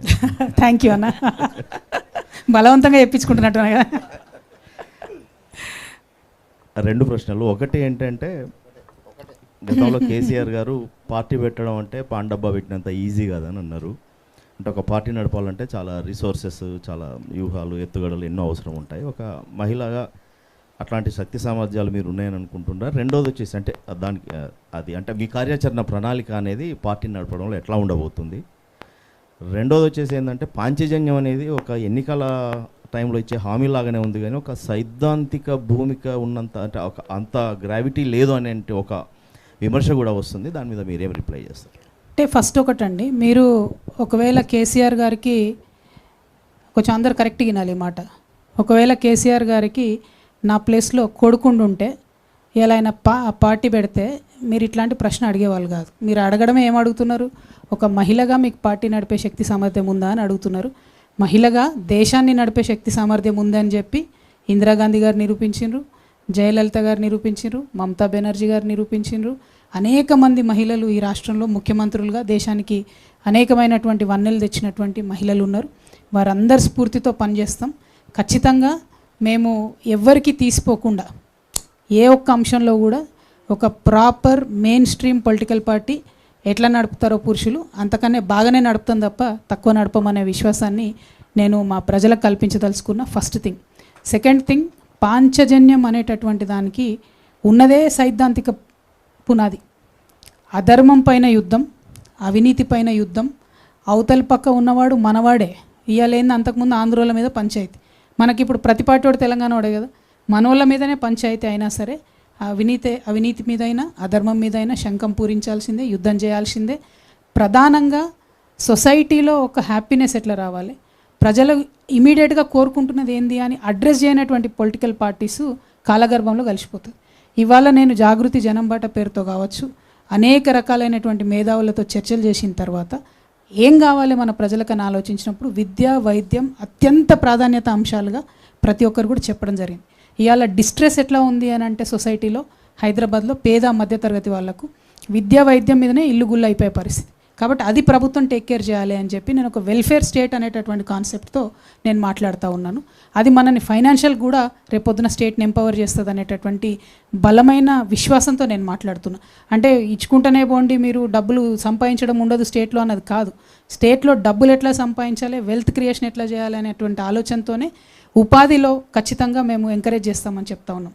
వ్యవసాయాన్ని ఎంకరేజ్ చేస్తామని చెప్తాను. వ్యవసాయం ఇలా 18% ఆఫ్ అవర్ జిఎస్డిపి సంపాదించేది వ్యవసాయం. వ్యవసాయంలో స్ట్రెస్ లేకుండా చేసి కొంచెం వాల్యూ యాడ్ చేస్తే డెఫినెట్గా 25 to 30% ఇంక్రీజ్ అయ్యే పరిస్థితి ఉంది. కాబట్టి ఆ కాన్ఫిడెన్స్తోనే నేను చెప్తా ఉన్నా ఇవాళ.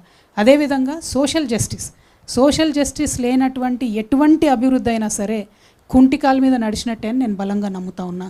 సో అభివృద్ధి, సామాజిక న్యాయం రెండు కూడా జోడెడ్లలాగా, అభివృద్ధి సామాజిక న్యాయం రెండు కూడా రెండు కండ్లలాగా ముందుకు తీసుకొని తెలంగాణ రక్షణ సేన వెళ్తుందని తెలంగాణ ప్రజలకు సవినయంగా తెలియజేస్తున్నాను. నమస్తే కవిత గారు కంగ్రాచులేషన్ అండి.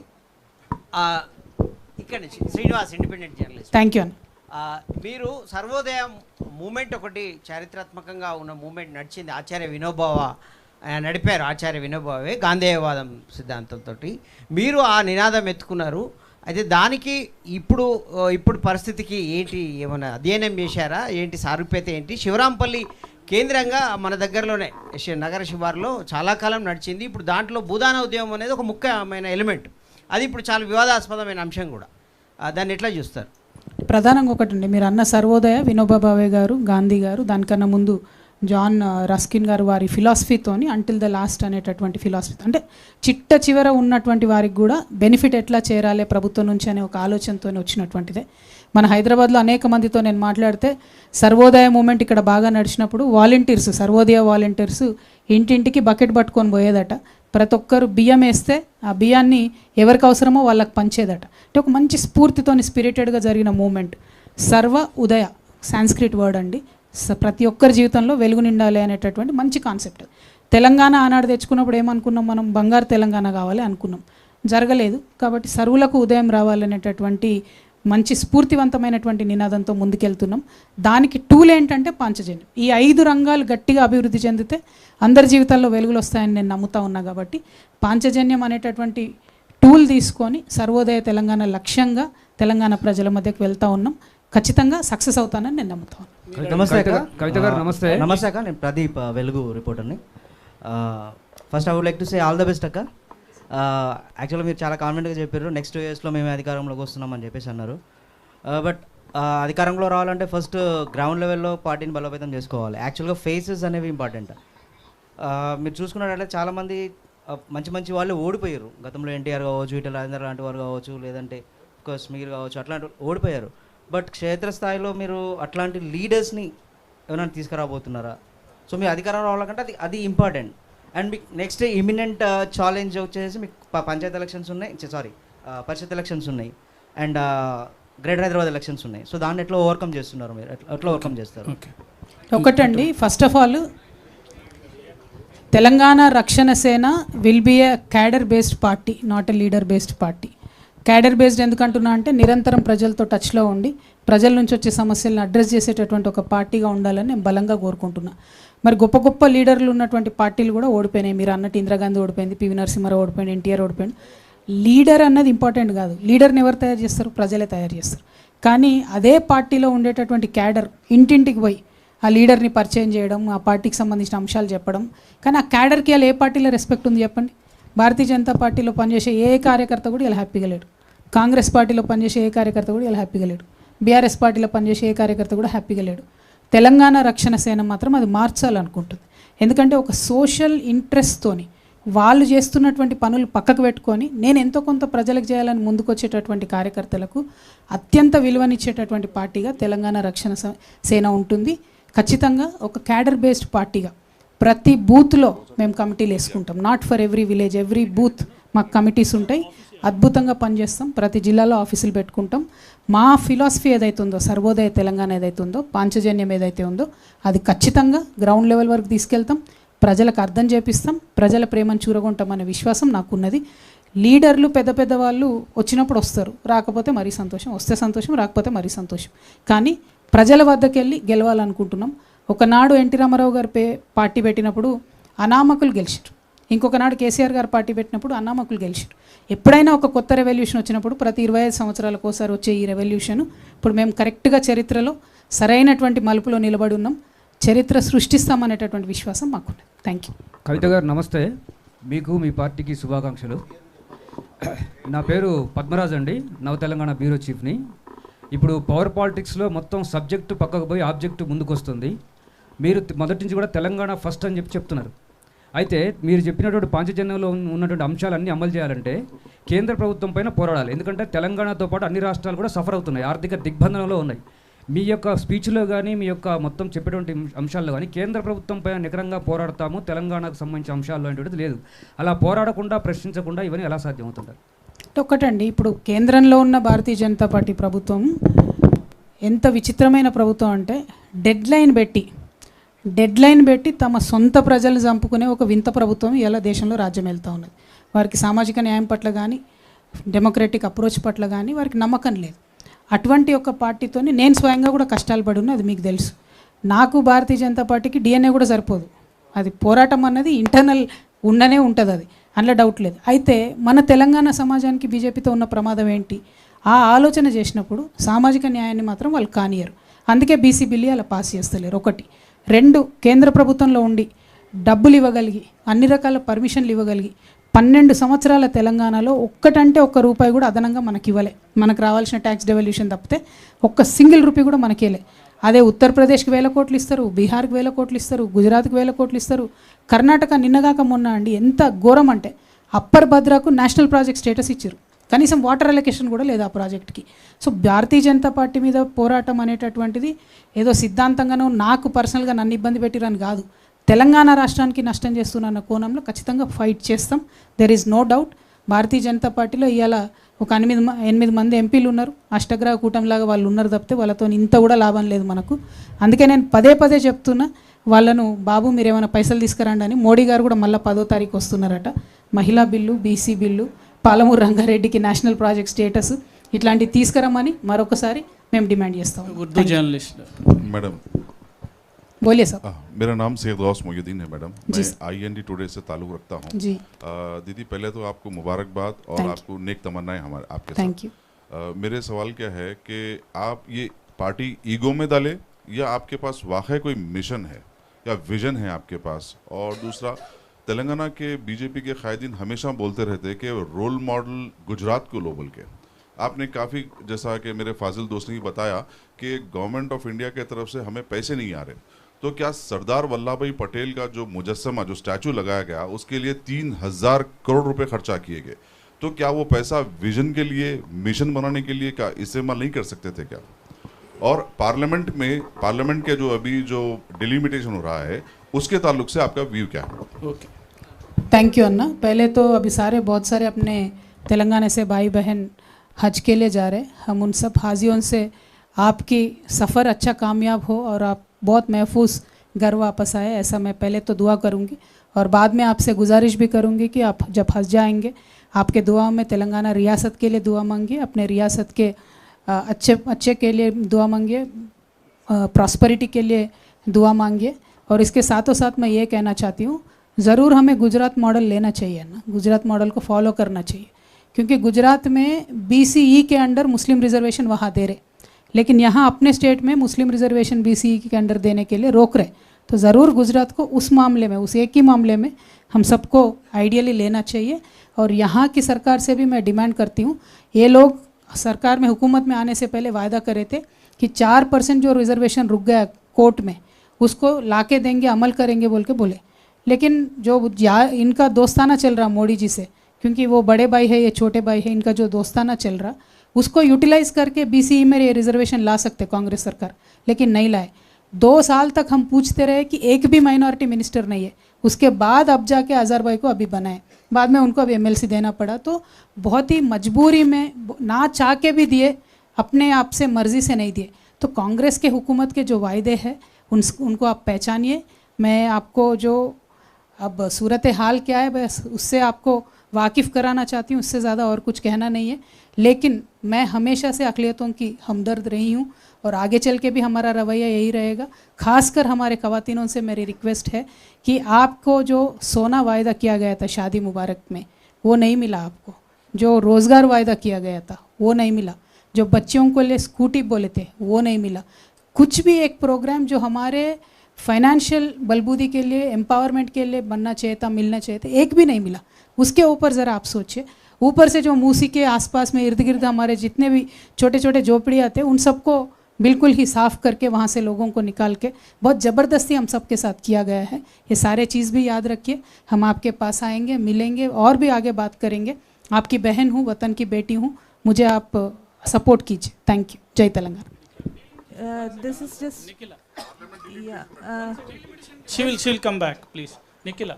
Just asking one. I'm Nikhila Henry. Yes, I'm Nikhila Henry. I work with the Indian Express Delhi. I just wanted to ask you, where do you see yourself in the national political scene? Why I'm asking this is because for the BRS at one point of time you were the national face because you were an MP, and at the same time you were also somebody who said from the very beginning that you will not have any sort of connection with the BJP because it has got a communal agenda, especially staying in a state like Telangana. So where do you position yourself and your party in the national political agenda? Ma'am, right now my party will be very inward looking party. 95% of the work will be about Telangana and internally Telangana's development and Telangana's prosperity. But there will be certain issues that we will have to work with the union government to make sure that our people are safe and the policies that are made at the union level are not affecting our states. For example, the Mahatma Gandhi Narega scheme that was taken out, completely the budget being diverted from Narega to elsewhere, that is directly affecting the poorest of the poor in Telangana. On such issues, we will definitely fight with the union government. Otherwise, our party will be 95% inward looking. And on delimitation, I have a very important proposal. I will also write to the Honorable Prime Minister. The proposal is this: let the Lok Sabha, the number of MPs in Lok Sabha, be divided according to the population. You take a benchmark, if you want to take 7 lakh population as a benchmark, 10 lakh population as a benchmark, you take that benchmark, increase the number of MPs. It doesn't have to be capped. Increase it according to the population rise. May some states get more, some states get less. That is a different story. But the Rajya Sabha should be given Senate-like powers, like the US Senate. Every state should have fixed number of representatives in Rajya Sabha, and Rajya Sabha should be given equal powers like the Senate, where finance bills and every bill should come to the Senate, and if the states would not agree, then the bill should be stalled. That way, the power of the states, the importance of the states, the political and financial security of the states will be prevailing. I propose a model where Rajya Sabha should be converted into a Senate-like powerful house, where every state, starting from Sikkim, which now has only 1 MP in Rajya Sabha, whereas Uttar Pradesh has 31 MPs in Rajya Sabha, I want to propose that every state should have fixed 3, 4, 5, whatever number you decide. Every state should have fixed number. Every state should have equal voting rights. So if you want to stop a bill which is giving loads and loads of money to one state, rest of the states can come together, stop it. That will certainly prevail upon as a union and the federal aspect of our constitution, and the spirit of the constitution will be protected. I'll certainly give a very, very detailed notes. I have been working on this for a long time. I will send a very detailed notes to the Honorable Prime Minister ji also, and to the Delimitation Commission if at all one is formed. But I believe if the 28 states and 8 union territories of our country should get importance at the national level, it has to be on the Senate model, where every state will have a fixed number of representatives and all of them with equal powers. So any bills can be blocked. So it doesn't matter if number of representatives from one state are more in Lok Sabha, because people need that representation. So every 10 lakh people probably will have 1 MP. Doesn't matter, number will not matter then. Interest of the state will be protected. This is my solution, but I'll write in detail to the Honorable Prime Minister and also to the Union Government. Thank you so much. Thank you.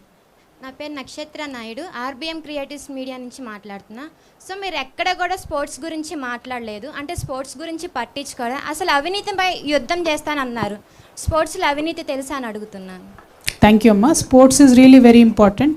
When I was speaking about ఉపాధి ఏదైతే మాట్లాడామో అందులో sports గురించి కూడా మాట్లాడాలని అనుకున్నాను, కాకపోతే సమయాభావం వల్ల మాట్లాడలేదు. ఇంకా డీటెయిల్డ్గా అనేక సంవత్సరాలు టైం ఉంది, 2 ఏళ్ళు ఉంది కాబట్టి ప్రతి అంశం మీద కూడా మాట్లాడతాము. స్పోర్ట్స్లో అనేక రంగాల్లో అవినీతి ఉంది. పొలిటికల్ పార్టీస్ మధ్యలో ఉన్న పాలిటిక్స్ కన్నా ఎక్కువ స్పోర్ట్స్లో ఉంది, కాబట్టి దాన్ని కూడా మనం కర్టైల్ చేయాల్సిన అవసరం ఉంది. అన్నిటికన్నా ఎక్కువ ఈ దేశంలో ఒక స్పోర్ట్స్ పాలసీ కానీ యూత్ పాలసీ కానీ లేదు, దాని మీద కూడా వర్క్ చేయాల్సిన అవసరం ఉంది. I have very strong opinions on that, but the time is limited. That is only issue. Thank you. అక్క నమస్తే, రాజు. Hold on. Let him ask, and Meeru, you have been waiting. I know that. కవిత గారు, నా పేరు యూసుఫ్ బాబు, ప్రజాపూర్ దినపత్రిక. ముఖ్యంగా ముందుగా మీకు మా జర్నలిస్టు కలం వీరుడు షోయబుల్లా ఖాన్ మీ పార్టీ ప్రారంభోత్సవం గుర్తు చేసినందుకు ధన్యవాదాలు.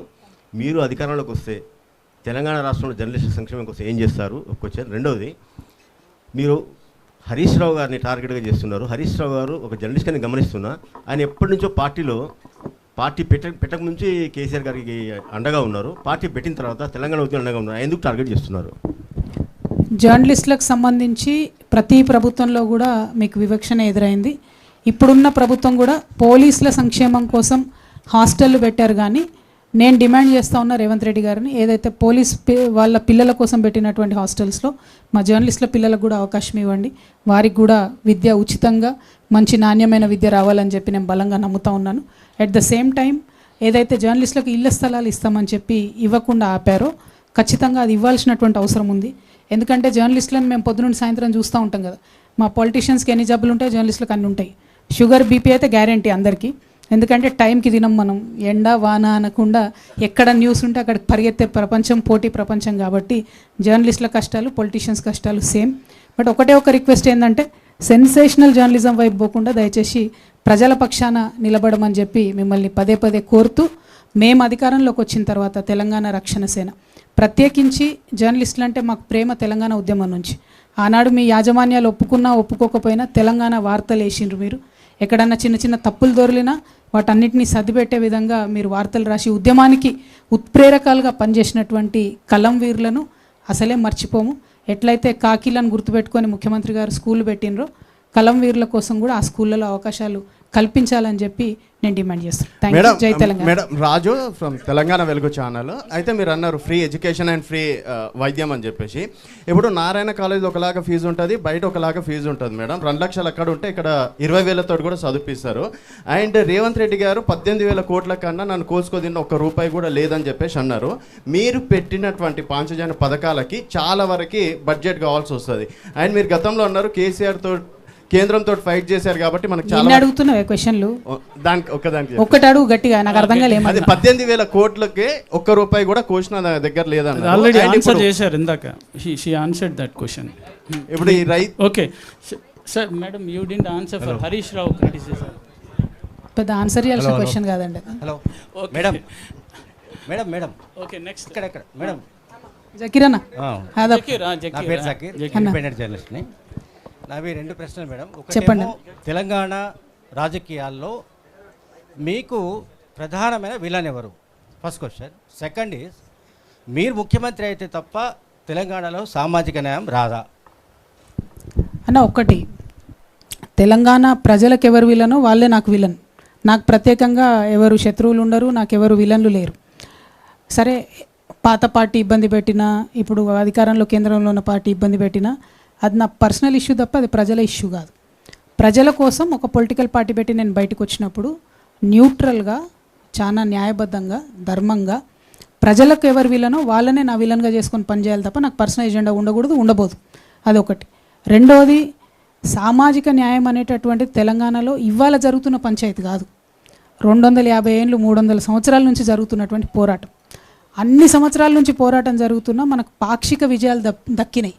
అది కూడా అంబేద్కర్ దయ వల్ల, ఎస్సీ ఎస్టీలకు రిజర్వేషన్ రావడం వల్ల కొంత ముందడుగు పడ్డది. కానీ అదే టైంలో బీసీలకు కూడా కాన్స్టిట్యూషన్లో బ్యాక్వర్డ్ క్లాసెస్ అని కాకుండా బ్యాక్వర్డ్ కాస్ట్ అని పెట్టి ఉంటే అసలు ఇప్పుడు లొల్లే లేకపోతుండే. కానీ అది జరగలేదు కాబట్టి ఇప్పుడు ఫైట్ చేయాల్సిందే. మనం 79 సంవత్సరాల ఇండిపెండెన్స్లో ఇన్వర్టెడ్ లా నడుస్తుంది దేశంలో తప్పితే మెజారిటీది లాగా నడుస్తలేదు. సో మెజారిటీ ప్రజలైనటువంటి బీసీలకు న్యాయం జరగాలనే ఉద్దేశంతో ముందుకెళ్తా ఉన్నాం. అది సామాజిక న్యాయ తెలంగాణ సాధనలో వన్ ఆఫ్ ద మేజర్ ఎజెండాగా పెట్టుకొని పనిచేస్తున్నాం. కేంద్రంలో నేను ఇది ఇప్పుడు కాదన్నా, దాదాపుగా 8 సంవత్సరాల నుంచి చెప్తున్నా, ఖచ్చితంగా బీసీలకు రావాల్సినటువంటి రిజర్వేషన్ కేంద్ర ప్రభుత్వం నుంచి రావాలి, ఇక్కడ వచ్చేది కాదు. అక్కడ కేంద్రంతో ఖచ్చితంగా కొట్లాడతాం, సాధించేదానికి శాయశక్తుల ప్రయత్నం చేస్తాం. Thank you.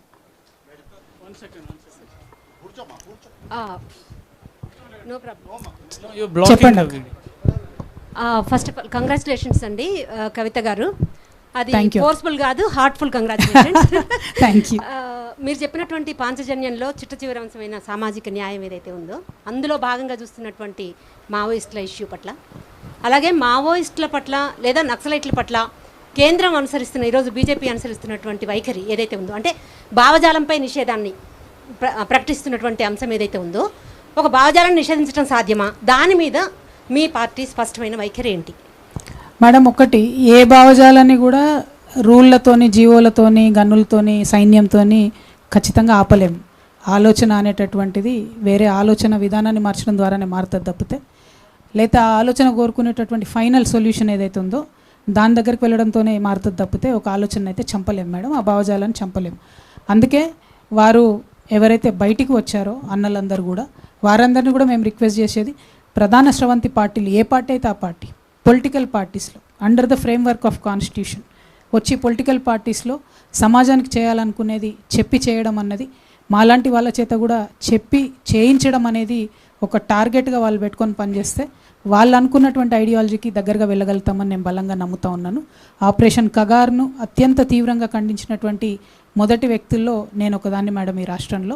ఇప్పటికి కూడా నేను నమ్ముతున్నాను, తన సొంత ప్రజల్ని డెడ్ లైన్ పెట్టే ఏకైక ప్రభుత్వం మన దేశంలోనే ఉంది తప్ప ఇంకెక్కడ లేదు. అది చాలా అన్ఫార్చునేట్, అన్యాయం అది. కాకపోతే బయటికి వచ్చినటువంటి వారు లొంగిపోయిన మావోయిస్టులకు కూడా మా పార్టీలోకి వెల్కమ్ చెప్తున్నాం. వేరే ఏ పార్టీలు ఉన్నా పొలిటికల్ సిస్టంలో ఉండండి, యూత్ని మీరు ఇన్స్పైర్ చేయండి, మహిళలకి ఇన్స్పైర్ చేయండి. ఎవరైతే అత్యంత అట్టడుగు వర్గాలు ఉన్నారో వారికి ఇన్స్పైర్ చేసి వారికి ధైర్యం ఇవ్వాల్సిందా అన్నలందరినీ కోరుతాం. కవిత గారు, నా పేరు రాజాబాబు అండి, వన్ ఇండియా నుంచి. పొలిటికల్ సిస్టంలో అలయన్సెస్ అనేది చాలా ఇంపార్టెంట్. పొత్తులు అనేది లేకపోతే ఇవాళ రేపు గెలవడం కష్టంగా ఉంది, అధికారం చేపట్టడం కష్టంగా ఉంది. భవిష్యత్తులో మీ అలయన్సెస్ స్ట్రాటజీ ఏంటండి? అంటే ఒకటండి, జనరల్గా ప్రీపోల్ అలయన్సెస్ అత్యంత భావసారూప్యత ఉన్నటువంటి పార్టీలతో తప్పితే ఎడమొఖం పెడమొఖంగా ఉన్న పార్టీలతోని ప్రీపోల్ అలయన్సెస్ అనేది కరెక్ట్ కాదన్నది నా ఒపీనియన్. ఇప్పుడు ఫర్ ఎగ్జాంపుల్ మేము చాలా ఉద్యమాల్లో న్యూ డెమోక్రసీతోని, అట్లానే ధర్మ సమాజ్ పార్టీతోని, అట్లానే కొన్ని ఆల్ ఇండియా ఫార్వర్డ్ బ్లాక్తోని ఇట్లాంటి వాళ్ళతో కలిసి పనిచేస్తాం. అట్లా ఒకే ఉద్యమాల్లో ఒకే ఇష్యూస్లో కలిసి పనిచేసినటువంటి వాళ్ళు సహజంగా ఒకవేళ పొత్తు పెట్టుకునే అవకాశం ఉంటే ఆనాటి పరిస్థితులను బట్టి డెఫినెట్గా పాజిటివ్గా కన్సిడర్ చేస్తాం. బట్ కంప్లీట్గా విమర్శిస్తూ సడన్గా ఎలక్షన్లు వచ్చే వరకు పొత్తు పెట్టుకోవడం అనే దానికి నేను అగెన్స్ట్. పోస్ట్ పోల్ పొత్తులు, పోస్ట్ పోల్ హంగ్ వచ్చేటటువంటి పరిస్థితులు ఈ దేశంలో సెంటర్లోనే జరుగుతూ ఉన్నాయి. కానీ స్టేట్లో మాత్రం నాకు చాలా బలమైన విశ్వాసం అండి. ఎందుకంటే నేను పార్టీ పెట్టాలనుకోగానే కేసు నుంచి రిలీఫ్ కావడం కావచ్చు, పార్టీ పెట్టాలనుకోగానే పేరు ఇట్లా అనుకోకుండా రావడం కావచ్చు, నేను బాగా బలంగా ప్రకృతిని దైవాన్ని నమ్మే వ్యక్తిని కావచ్చు. ఇదంతా చూస్తుంటే మాత్రం ఖచ్చితంగా విపరీతమైనటువంటి ఆదరణతోని ప్రజలు తెలంగాణ రక్షణ సమితిని అధికారంలోకి సింగిల్ హ్యాండెడ్గా తీసుకొస్తారని చెప్పి నేను బలంగా నమ్ముతా ఉన్నానండి. సో డెఫినెట్గా ప్రజల ఆశీర్వాదం ఉంటుందని కోరుకుంటున్నాను, ప్రజలకు సేవ చేయాలని కూడా కోరుకుంటున్నాను. థ్యాంక్ యూ అక్క. ఆల్ ది బెస్ట్ అక్క. ఫస్ట్ నేను చారి అక్క, ఎన్టీవీ నుంచి. టీఆర్ఎస్ మీ మీద 2 ఆరోపణలు అనుకోవచ్చు. వాటిని టీఆర్ఎస్ కాదు, మేమే టీఆర్ఎస్. Sorry, BRS. చారి గారు మీరు ఇట్లా చేయడం కరెక్ట్ కాదండి. ఎన్నికల కమిషన్ ఫిర్యాదు చేయాల్సి వస్తుంది మీ మీద. అక్క, బీఆర్ఎస్ మిమ్మల్ని లైట్ తీసుకుంటుందా ఒక విషయము. 2, మీకు సోషల్ మీడియాలో తప్పితే బయట మీకు పొలిటికల్గా కౌంటర్ ఇచ్చేటువంటి అంశం లేదు. ప్రధానంగా మీ మీద వచ్చిన ఆరోపణలు కూడా కవిత వెనకాల ఉన్నది రేవంత్ రెడ్డి అనేది, వీటికి క్లారిటీ ఇవ్వండి అక్క. నా వెనకాలనైతే ఎవరు కనబడతలేరు నాకు, ఎవరు లేరు కూడా. ఉంటే గింటే దేవుడే నేనే ఉన్నా కదా, నా వెనకాల నేనే ఉన్నా, చూసిరా. సో నా వెనకైతే ఎవరు లేరు బై. ఫస్ట్ థింగ్, ఇక బీఆర్ఎస్ నన్ను లైట్గా తీసుకుంటుందా డార్క్గా తీసుకుంటుందా వాళ్ళకి తెలియాలి, నాకు సంబంధం లేని విషయం. ఎందుకంటే ప్రజలు నన్ను మంచిగా చూడాలి, ప్రజలు నన్ను ఆదరించాలని కోరుకుంటే తప్ప మాకు రైవల్గా ఉండే పొలిటికల్ పార్టీస్ న్యాచురల్లీ ఒప్పుకో కదా, న్యాచురల్లీ విమర్శ చేస్తాయి. సో పెద్ద బీఆర్ఎస్ ఏమన్నా కాంగ్రెస్ ఏమన్నా వాటిని పొలిటికల్ విమర్శలుగా పక్కకు దోసుకొని ప్రజా సమస్యల మీద మాత్రం ప్రధానంగా యుద్ధం చేస్తాం. Thank you. జై Telangana. Last 2 to 3 questions please sir. Sir mic వచ్చినప్పుడు మాట్లాడండి. అక్క కంగ్రాచులేషన్స్. నేను ఆదాబ్ హైదరాబాద్ సత్యం గౌడ్. అంటే గతంలో మీకు ఎదురైన అవాంతరాలు తప్పించుకోవడానికి ఇప్పుడు పార్టీ స్థాపించారు. అలానే చారన్న, నేను అడిగే క్వశ్చన్ కూడా చారన్న అడిగారు. అంటే కవిత పార్టీ స్థాపించడం వెనుక కేసీఆర్ ఉన్నారు లేదా రేవంత్ రెడ్డి ఉన్నారనే ప్రచారం జరుగుతుంది. అంటే ఇది నిజం కాదంటారా? అంటే నిప్పులేందే పొగరాదంటారు కదా. అంటే నేను ఒక మాట చెప్తా బ్రదర్, మీరు ఈ ప్రశ్న అడగడం వెనుక ఇంకెవరో ఉన్నారంటే ఒప్పుకుంటారా చెప్పు? అట్లా కాదు కదా. పాయింట్ ఏంటంటే నేను ఒక వ్యక్తిగా అనేక కష్టాలు పడ్డా, ముఖ్యంగా ఒక ఆడబిడ్డగా పడరాని అగచాట్లు పడ్డా. అది ఇంటర్నల్ కావచ్చు, ఎక్స్టర్నల్ కావచ్చు. నాకు గుండె ధైర్యం ఎక్కువ కాబట్టి పర్సనల్ ఇష్యూస్ చెప్పట్లే, నేను చెప్పను కూడా, నా ప్రాణం పోయినా చెప్పను. కానీ పొలిటికల్ ఇష్యూస్ చెప్తాను డెఫినెట్గా, పొలిటికల్లీ పడ్డ ఇబ్బందులు ఖచ్చితంగా చెప్తాం. సో నేననేది ఏంటంటే ఒక నిప్పులోంచి నడిచొచ్చిన వ్యక్తికి డెఫినెట్గా ప్రపంచాన్ని ఎదుర్కొనే ధైర్యం వస్తుంది. నాకు వచ్చింది ఇప్పుడు ఆ ధైర్యం. నాకు ఎవ్వరు అవసరం లేదు భయ్, నాకు తెలంగాణ ప్రజలు ఉన్నారని నేను చాలా బలంగా నమ్ముతున్నా. కేసీఆర్ గారు లక్షలాది మంది యువకులను ఇన్స్పైర్ చేసి ఉద్యమంలోకి తీసుకొచ్చారు. వారి ఇన్స్పిరేషన్తోనే మేము బయటకు వచ్చినాం. కానీ ఇవాళ దారులు వేరైనాయి, అవుతాయి, అట్లా చరిత్రలో అనేక సందర్భాల్లో అయినాయి. ప్రాబబ్లీ భారతదేశంలో నేను ఫస్ట్ డాటర్ని కావచ్చు దారి వేరవ్వడం, అందుకే మీరు అంత ఇంత పరిశాన్ అవుతారు. బట్ నెక్స్ట్ నా తర్వాత వచ్చే ఆడబిడ్డలకు మాత్రం ధైర్యం వస్తుంది. ఎందుకంటే నేను ముందడిగే ఇస్తున్నా, వెనకకు పోతలేను. అనేక సార్లు ఆలోచించినాను ఎందుకు ఇవన్నీ నాకు సపరేట్ ఇంట్లో కూర్చుంటేందని. కానీ నాలాంటి ఆడపిల్లలు పాలిటిక్స్లోకి రావాలా, ఏదైనా కెరీర్లో ఇబ్బంది అయితే ఏంటి అని ఆలోచించే ఆడపిల్లలకు నన్ను చూస్తే ధైర్యం రావాలి, నన్ను చూస్తే ముందుకే పోవాలనిపించాలి తప్ప వెనక్కి పోవాలనిపించకూడదు. ఆ వెయిట్, ఆడపిల్లల వెయిట్, భారతదేశం ఆడపిల్లల వెయిట్ నాకు ఉంది కాబట్టి ముందుకే వెళ్తున్నాను నేను. నా వెనక ఎవరు లేరు, ఇక్కడైతే లిటరలీ ఎవరు లేరు అసలు. కాబట్టి అట్లాంటి ప్రశ్నలు దయచేసి అడగండి. Thank you. జై తెలంగాణ. రాజేశ్వరి అడగండి. ఇది లాస్ట్ బట్ 1 క్వశ్చన్. సో నమస్కారం అండి. Actually definitely is a moment of pride for us all to see you lead like that Thank in you, ma'am. politics. Thank you so much. We've Very been kind talking of- about women in politics. Thank So Telangana Jagruti ganiyandi, whatever you've done so far has been for the cultural identity of Telangana and the heritage, the dance, the art, everything is about cultural identity and our history. So, but then as soon as the government of Telangana, first government has come, there has been a delisting of all the heritage structures, and there were also trials to kind of bring down some heritage structures. There have been a lot of fight about it even now. So, ee vishayamai meeku is that in your notice for your future agenda, and also currently in your fight against the government or kind of pointing out their whatever their missteps, would you be talking about this part of, because usually it's all politics people talk. And one more thing my friends wanted to ask is about the language in the political scenario, what the speeches, the kind of language we are seeing from the leaders who are responsible for all of us. So that is one. Ma'am లాగులు వేసుకున్న వాళ్ళందరూ politics చేస్తారు కాబట్టి లాగుల గురించే మాట్లాడుతారు ma'am. ఇవాళ మారింది, మనం మంచిగా మహిళలు మాట్లాడుతున్నాం కాబట్టి మర్యాదపూర్వకమైన పాలిటిక్స్ నడుస్తాయి, నడవాలి అని చెప్పి నేను బలంగా విశ్వసిస్తున్నా. నా భాష మాత్రం నేను జాగ్రత్త తీసుకుంటాను, అందులో 100% నేను కేర్ఫుల్గా ఉండే ప్రయత్నం చేస్తాను. రెండు, I'm very well aware of the issue that you're speaking about ma'am. Telangana is a land of rocks. మన దగ్గర ఉన్న బ్యూటిఫుల్ రాక్స్ వేరే ఎక్కడ లేవు, కానీ అన్ఫార్చునేట్లీ వాటన్నిటికీ హెరిటేజ్ ట్యాగ్ తీసేసి రియల్ ఎస్టేట్ కోసము చాలా రాళ్లను పోగొట్టిన విషయం కూడా నా దృష్టిలో ఉంది. అప్పుడు ఇంటాక్ నుంచి చాలామంది వాళ్ళంతా కొట్లాడారు, వేద్ కుమార్ గారు, అనురాధారెడ్డి అక్క గారు, ఇంకా చాలామంది కొట్లాడినరు. ఫర్దర్గా కూడా కొట్లాడాల్సిన అవసరం ఉంది, వాటిని కాపాడుకోవాల్సిన అవసరం కూడా ఉంది ma'am. 100%. A lot of monuments have to be protected also, ma'am. Because I come from that background, I'll certainly have a very, very soft corner towards these issues. Thank you. Kavitha garu, నేను Vijay from Big TV. So మొదట మీకు కేంద్ర ఎన్నికల సంఘం మీ పార్టీకి సంబంధించి TRS మీకు తెలంగాణ రక్షణ సేన కేటాయించిన తర్వాత 30 రోజుల్లో అభ్యంతరాలు ఏమైనా ఉంటే తెలపండి అని చెప్పేసి ఒక నోటిఫికేషన్ ఇచ్చింది. ఈ నోటిఫికేషన్కు సంబంధించి అంటే అభ్యంతరాలకు సంబంధించి ఎవరైనా అభ్యంతరాలు తెలిపితే పరిస్థితి ఏంటి? అండ్ రెండవది, ఇటీవల కేటీఆర్ ఒక ప్రెస్ మీట్లో మాట్లాడుతూ తెలంగాణలో ఎన్నో పార్టీలు పుట్టాయి పోయాయి, అలాంటి వాటిని పట్టించుకోవాల్సినటువంటి అవసరం లేదు, తెలంగాణలో ఉన్నటువంటి మేజర్గా గతంలో టీడీపీ కావచ్చు, ఇప్పుడున్నటువంటి బీఆర్ఎస్ మాత్రమే ప్రజల గుండెల్లో ఉంది అని చెప్పేసి కూడా కేటీఆర్ మాట్లాడారు. అంటే కావాలని మీకు ఇక్కడ ప్రాధాన్యత తగ్గిస్తున్నారు అనుకోవచ్చా?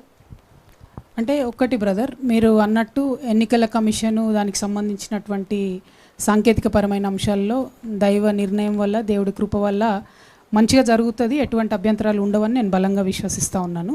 ఆ కాన్ఫిడెన్స్ వచ్చిన తర్వాతనే నేను కండువా వేసుకొని మరి మీ ముందుకు రావడం జరిగింది. అయితే విరాట్ అన్న ఫస్ట్ కండువా వేసుకొని మీ దగ్గరికే వచ్చిన, కాబట్టి మీరు లక్కీ వేదిక. మీరు అన్నట్టు ఇదివరకు ఇదే వేదిక నుండి అనేక కార్యక్రమాలు లాంచ్ చేసినాం, ఇది కూడా ఫస్ట్ అవుతుంది. సెకండ్ థింగ్, కేటీఆర్ గారు ఒక 15 రోజుల క్రితం మేమే టీఆర్ఎస్గా మారుతామన్నారు. దాన్ని ఇప్పుడు మేము టీఆర్ఎస్ అయ్యేసరికి వారు పట్టించుకోని అవసరం లేదని చెప్పి మాట్లాడుతున్నారు. బట్ నేను ఒక్క రిక్వెస్ట్, అంటే కేటీఆర్ గారే కాదు, రాజగోపాల్ రెడ్డి గారు, ఇంకా అనేక మంది కొత్త పార్టీ వస్తేంది పోతేందని మాట్లాడుతున్నారు. మీరు మాట్లాడుతున్న మాటలు ప్రజలు గమనిస్తారన్న విషయం ఈ రాజకీయ నాయకులు గమనించుకోవాలి. ఎందుకంటే పార్టీ చిన్నదా పెద్దదా ఉండదు. ఇవాళ చిన్నగున్న పార్టీ వితిన్ సెకండ్స్ వటవృక్షమై ఎదిగినటువంటి చరిత్ర ఈ తెలుగు నేల మీద ఉన్నది. అది ఎన్టీఆర్ గారు పెట్టినప్పుడు కావచ్చు, కేసీఆర్ గారు పెట్టినప్పుడు కావచ్చు, రేపు మా పార్టీ కూడా ప్రజలు తీస్తే పెద్దగా ఎదుగుతుంది. సో ఇవాళ మొదటి అడుగులనే పుట్టంగానే ఏదో మహావృక్షంలాగా ఎవరు ఉండరు. పుట్టినప్పుడు టీఆర్ఎస్ కూడా చాలా చోట్ల ఎవరు జెండా పట్టేటోళ్ళు కూడా లేకుండే. టీఆర్ఎస్కి కూడా అనేక కష్టాలు, ఫస్ట్ బస్సు గుర్తు, తర్వాత రైతు నగలు గుర్తు, తర్వాత కారు గుర్తు. ఆ ఎలక్షన్ ప్రాసెస్లో వేలాది పార్టీలకు వందలాది ఇష్యూస్ వస్తుంటాయి రోజు. అది పెద్ద పట్టించుకునే ఇష్యూ కాదు. ఇక్కడ మా కమిట్మెంట్ ఏంది, తెలంగాణ ప్రజల కోసం మేము ఏం చేయాలనుకుంటున్నాం అన్నదే అత్యంత ప్రాధాన్యత కలిగిన అంశం. అన్నిటికన్నా ఎక్కువ నాకున్న ఓపికకి, నేను చూసొచ్చిన జీవితానికి, నేను అనుకున్న లక్ష్యానికి చేరడానికి ఎన్ని కష్టాలు ఎదురైనా నేను ముందుకే పోతా తప్ప వెనకకు పోను. కాబట్టి ఆ కమిట్మెంట్తోనే తెలంగాణ ప్రజలకు సంబంధించిన అన్ని అంశాల మీద నేను పనిచేస్తాను. సో ఇవాళ అనేక మంది లైట్ తీసుకుంటున్నట్టు మాట్లాడినా, నేను మాట్లాడను, కమెంట్ చేయను, ఇట్లాంటి ఏవి మాట్లాడినా కూడా వాటిని మేము పెద్ద హార్ట్కి తీసుకోము. ఎందుకంటే మా ప్రజల దగ్గరికి పోవాలి, ప్రజల హృదయాలు గెలుచుకోవాలి. అదే మా తెలంగాణ రక్షణ సేన యొక్క కమిట్మెంట్. మేము ఏదైతే సర్వోదయ తెలంగాణ కోసం ప్రయత్నం చేస్తున్నామో, దానికి పాంచజన్యం అనే టూల్ ఏదైతే ఎన్నుకున్నామో వాటిని ముందుకు తీసుకొని వెళ్తాం. ఇవాళ వాటి మీద ఫైట్ చేస్తాం, రేపటి నాడు అధికారంలోకి వస్తాం, వచ్చినాక వాటిని అమలు చేస్తాం. అంతకుమించి పెద్దగా చెప్పడానికి ఏం లేదు. Thank you. జై Telangana. Okay madam, last question. Okay, last but one and last. Kiran Kumar, Prajapaksham. ఇప్పుడు వచ్చే ఎన్నికలు ఇక్కడే వచ్చే ఎన్నికలు జమిలీ ఎన్నికలు వస్తాయని చెప్తున్నారు, శాసనసభ లోక్సభ కలిపి. అయితే ఆ ఎన్నికల్లో ఇప్పుడు దేశంలో రాజకీయ పరిస్థితులు చూస్తే 2 కూటముల మధ్య విడిపోయింది, ఒకటి ఇండియా, ఎన్డీఏ. అందులో ఏదో ఒక మొగ్గాల్సిన పరిస్థితి అనివార్యంగా కనిపిస్తుంది మొన్న పార్లమెంట్లో బిల్స్లో కానీ జరుగుతున్న పరిణామాల్లో కానీ. అప్పుడు జాతీయ రాజకీయాల్లో మీరు ఏ కూటమి వైపు మొగ్గుతారో అట్లాగే మీరు పొలిటికల్ ఐడియాలజీ ఏంటిది మీది, మీ పార్టీకి సంబంధించి? మాది సింపుల్ ఐడియాలజీ అన్న, ఎక్కువేం లేదు. Telangana Telangana and only Telangana. తెలంగాణ ఇంట్రెస్ట్లు కాపాడుకోవడానికి జాతీయ స్థాయిలో జరిగేటటువంటి నిర్ణయాలు, వాటికి సంబంధించిన అంశాల పట్ల ప్రతిస్పందన ఉంటుంది తప్పితే ఏదో జాతీయ స్థాయిలో రాజకీయాల్లో ఇప్పుడే మేము రోల్ ప్లే చేసే అంత సినారియో మాకు లేదు అన్నది నా ఉద్దేశం. తెలంగాణ ప్రజలకు తెలంగాణ సంబంధించిన అంశాల మీదనే మేజర్ ఫైట్ ఉంటుంది. మీరు అన్నట్టు ఎన్నికల లోపల డీలిమిటేషన్ జరగవచ్చు, మహిళా రిజర్వేషన్ రావచ్చు. సో కాన్స్టిట్యున్సీలు, పార్లమెంట్ కాన్స్టిట్యున్సీలు మారుతాయి, అసెంబ్లీ కాన్స్టిట్యున్సీలు మారుతాయి. అట్లా మారినటువంటి సందర్భాల్లో బలాబలాలు కూడా అందరికీ మారుతాయి. సో అందరం కూడా లెవెల్ ప్లేయింగ్ ఫీల్డ్కి వస్తాం. సో అన్ని పార్టీలకు ఎట్లా అయితే ఉంటుందో మా పార్టీకి కూడా సమానమైనటువంటి అవకాశాలు తెలంగాణ ప్రజలు ఇస్తారని చెప్పి నేను చాలా బలంగా విశ్వసిస్తున్నాను. సో ఆ టైంకి వచ్చేటప్పటికి ఇంకొక సంవత్సరం తర్వాతనే ఎట్లుంటుందో సినారియో తెలియదు, ఏదైతుందో ఏది కాదో తెలియదు. సో ఆ టైంలో మాట్లాడదాం. But my fundamental ideology is any party with a certain philosophy, ideology should not go and be in partners with somebody who is on a completely different kind of an ideology. So అట్లా చూసుకున్నట్టయితే మాతో కలిసి ఉద్యమాల్లో పాల్గొనే వాళ్ళతోనే ఫ్యూచర్లో మేము travel చేయాలనుకుంటాం తప్పితే బైపోలర్ ఐడెంటిటీస్తో చేయాలని అయితే అనుకోము. We are already running late, so last question ఇక్కడ హిందీ మీడియా. विकास भाई बोलिए. हिंदी में आपसे विकास जगताप. जी जी बोलिए सर. कविता जी, आपने फ्री शिक्षा और फ्री ट्रीटमेंट की बात की अभी, तो क्या इस पर कोई आपने स्टडी किया है? क्योंकि आपने अभी कहा कि 4 लाख नोटिफिकेशन दिए जाएंगे सरकार में आने पर, तो सरकार पर आर्थिक भार तो बहुत पड़ेगा, तो ये कैसे संभव होगा? और दूसरा है कि आप पदयात्रा की कोई विचार कर रहे हैं क्या? थैंक्स अन्ना. पहले सवाल को मैंने बहुत ही विस्तार में जवाब दिया है तेलुगु में, बट फिर भी आपके लिए बोलूँगी. फ्री शिक्षा और फ्री हेल्थ इस देश के लिए बहुत ज़रूरी है. वो करने के लिए हम जी तोड़ कोशिश करेंगे. और आप जानते भी हैं आमदनी भी होनी चाहिए खर्चा करने के लिए, तो आमदनी की भी हम जानकारी रखते हैं और बहुत सारे साइंटिस्ट के साथ, बहुत सारे इकोनॉमिस्ट के साथ बैठ के बात करने के बाद ही हमने ये पांचजन्य का जो पूरा प्रोग्राम है उसको हमने बाहर ऐलान किया है. आगे चल के भी हम आपको आश्वासन दिलाना चाहते हैं, सरकार को स्ट्रेंथन करके, सरकारी डिपार्टमेंट को स्ट्रेंथन करके बिल्कुल ही एंटी करप्शन एक मूवमेंट लेके आगे चलना चाहते हैं हम. तो इसीलिए हमें एम्प्लॉयज़ भी ज़्यादा ज़रूरत पड़ेंगे. हमारे यूथ को हम धोखा नहीं देंगे, ज़रूर जो बोला है हमने वो आपको करके दिखाएंगे ना. Thank you. जय Telangana. So it's done, na? It's done, so please. Padayatra will be on issues. There are 3-4 issues that I am thinking అన్న. 3-4 ఇష్యూస్ మీద మేము ఆలోచన చేస్తూ ఉన్నాము. ఇష్యూ బేస్డ్గా పాదయాత్రలు చేస్తాం తప్పకుండా. మేము ఎప్పుడైనా ఇష్యూ బేస్డ్గానే కొట్లాడినాం, ఊరికనే పాదయాత్ర చేయాలి కాబట్టి చేయడం కాదు. ఇష్యూ బేస్డ్గా సొల్యూషన్ వచ్చేటట్టుగానే పాదయాత్రలు ఉంటాయన్న, వాటి మీద ఆలోచన చేస్తున్నాం already. Thank you. 1 second sir. Yeah please. She will talk about that. Thank you. Kavitha garu ఎంచుకుంది ముళ్ళబాట, ఎందుకంటే she's leaving the protection from the dad and the party. So will ask her final words, maybe she will answer the final words quickly so that. Thank you అన్న. కవితను ఎందుకు నమ్మాలి అని ప్రశ్న అడుగుతున్నారు. ఒక రకంగా చూసినట్టయితే ఎవరిని కూడా ఎవరు ఎందుకు నమ్మాలనే ఫిలసాఫికల్ క్వశ్చన్ అన్న. ఒక మనిషిని చెప్తున్నటువంటి మాటల మీద, ఫేస్ వాల్యూ మీద నమ్మాల్సిన అవసరం లేదు. నా నడవడికి ఎట్లా ఉంటుంది, ఇవాళ నాకు మొదటి రోజు కదా, ఇక్కడ నుండి నా నడవడికి ఎట్లా ఉంటుంది, నా ప్రయాణం ఎట్లా ఉంటుంది, తెలంగాణ రక్షణ సేన యొక్క ఆలోచన విధానం ఎట్లుంటుంది, ఆచరణ ఎట్లుంటుంది అని చూసినాకనే ప్రజలు నమ్ముతారు. కాకపోతే తెలుగు ప్రజలైనా తెలంగాణ ప్రజలైనా ఎప్పుడైనా కొత్తదనాన్ని తొందరగా ఆహ్వానిస్తారు. కొత్తగా ఒక మంచి ఆలోచనతో వచ్చినటువంటి వాళ్ళను దగ్గరుండి దీవించి ఆశీర్వదించినటువంటి చరిత్ర ఈ నేల మీద ఉన్నది. పైగా మేము తీసుకునేటటువంటి అనేక అంశాలు, మమ్మల్ని ఇవాళ ఎక్కడికి పోయినా యువకులు అక్క ఇది మా పార్టీ అంటున్నారు, జెన్జీ వారియర్స్ ఇది మా పార్టీ అని ఓన్ చేసుకుంటున్నారు, మహిళలు ఇది మా పార్టీ అంటున్నారు, మైనారిటీస్ ఇది మా పార్టీ అంటున్నారు, బీసీలు ఇది మా పార్టీ, ఆనాడు ఎన్టీఆర్ గారిని ఎట్లా ఓన్ చేసుకున్నామో మిమ్మల్ని ఇవాళ అంతకన్నా ఎక్కువ ఓన్ చేసుకుంటామని వచ్చిన ప్రతి ఒక్కరు మాకు చెప్తున్నటువంటి సందర్భాన్ని మేము చూస్తున్నాం. ఇట్లా వేరియస్ సెక్షన్స్లో మేము ఎక్కడైతే పని చేసుకుంటూ వెళ్తున్నామో కన్స్ట్రక్టివ్గా ఇప్పటివరకు పనిచేసాము, క్లారిటీ ఆఫ్ థాట్తో పనిచేసాము, ఎక్కడా కూడా శశబిషలు లేకుండా పనిచేసాం. కాబట్టి ఆ యొక్క సపోర్టు ఆయా వర్గాల నుంచి వస్తుందని చెప్పి నేను బలంగా నమ్ముతా ఉన్నాను. అన్నిటికన్నా ఎక్కువ మా జర్నలిస్ట్ మిత్రులు కూడా మమ్మల్ని ఇంత పెద్ద ఎత్తున ఆహ్వానించి మరి మీరు ఇంత సమయం ఇచ్చి మొన్న పార్టీ లాంచ్ కూడా ప్రతి ఒక్కరు కూడా పెద్ద ఎత్తున కవరేజ్ ఇచ్చి క్యారీ చేసినందుకు అన్ని మీడియా సంస్థలకు, యూట్యూబ్ ఛానల్స్కి, పత్రికా మిత్రులకు అందరికీ కూడా మనస్ఫూర్తిగా హృదయపూర్వకంగా ధన్యవాదాలు తెలియజేస్తూ ఒక మంచి ట్రాన్స్ఫర్మేషన్ తేవాలనుకుంటున్నాం. ఒక రెవల్యూషనరీ తరహా ఆలోచన విధానాన్ని రాష్ట్రంలో తీసుకురావాలనుకుంటున్నాం. దానికి మద్దతు పలకవలసిందిగా సంపూర్ణంగా మరొకసారి వినయపూర్వకంగా నమస్కరించి మీ అందరినీ కోరుతున్నాను. Thank you. జై తెలంగాణ, జై టీఆర్ఎస్. థ్యాంక్ యూ కవిత గారు, థ్యాంక్ యూ విరాట్ అలీ.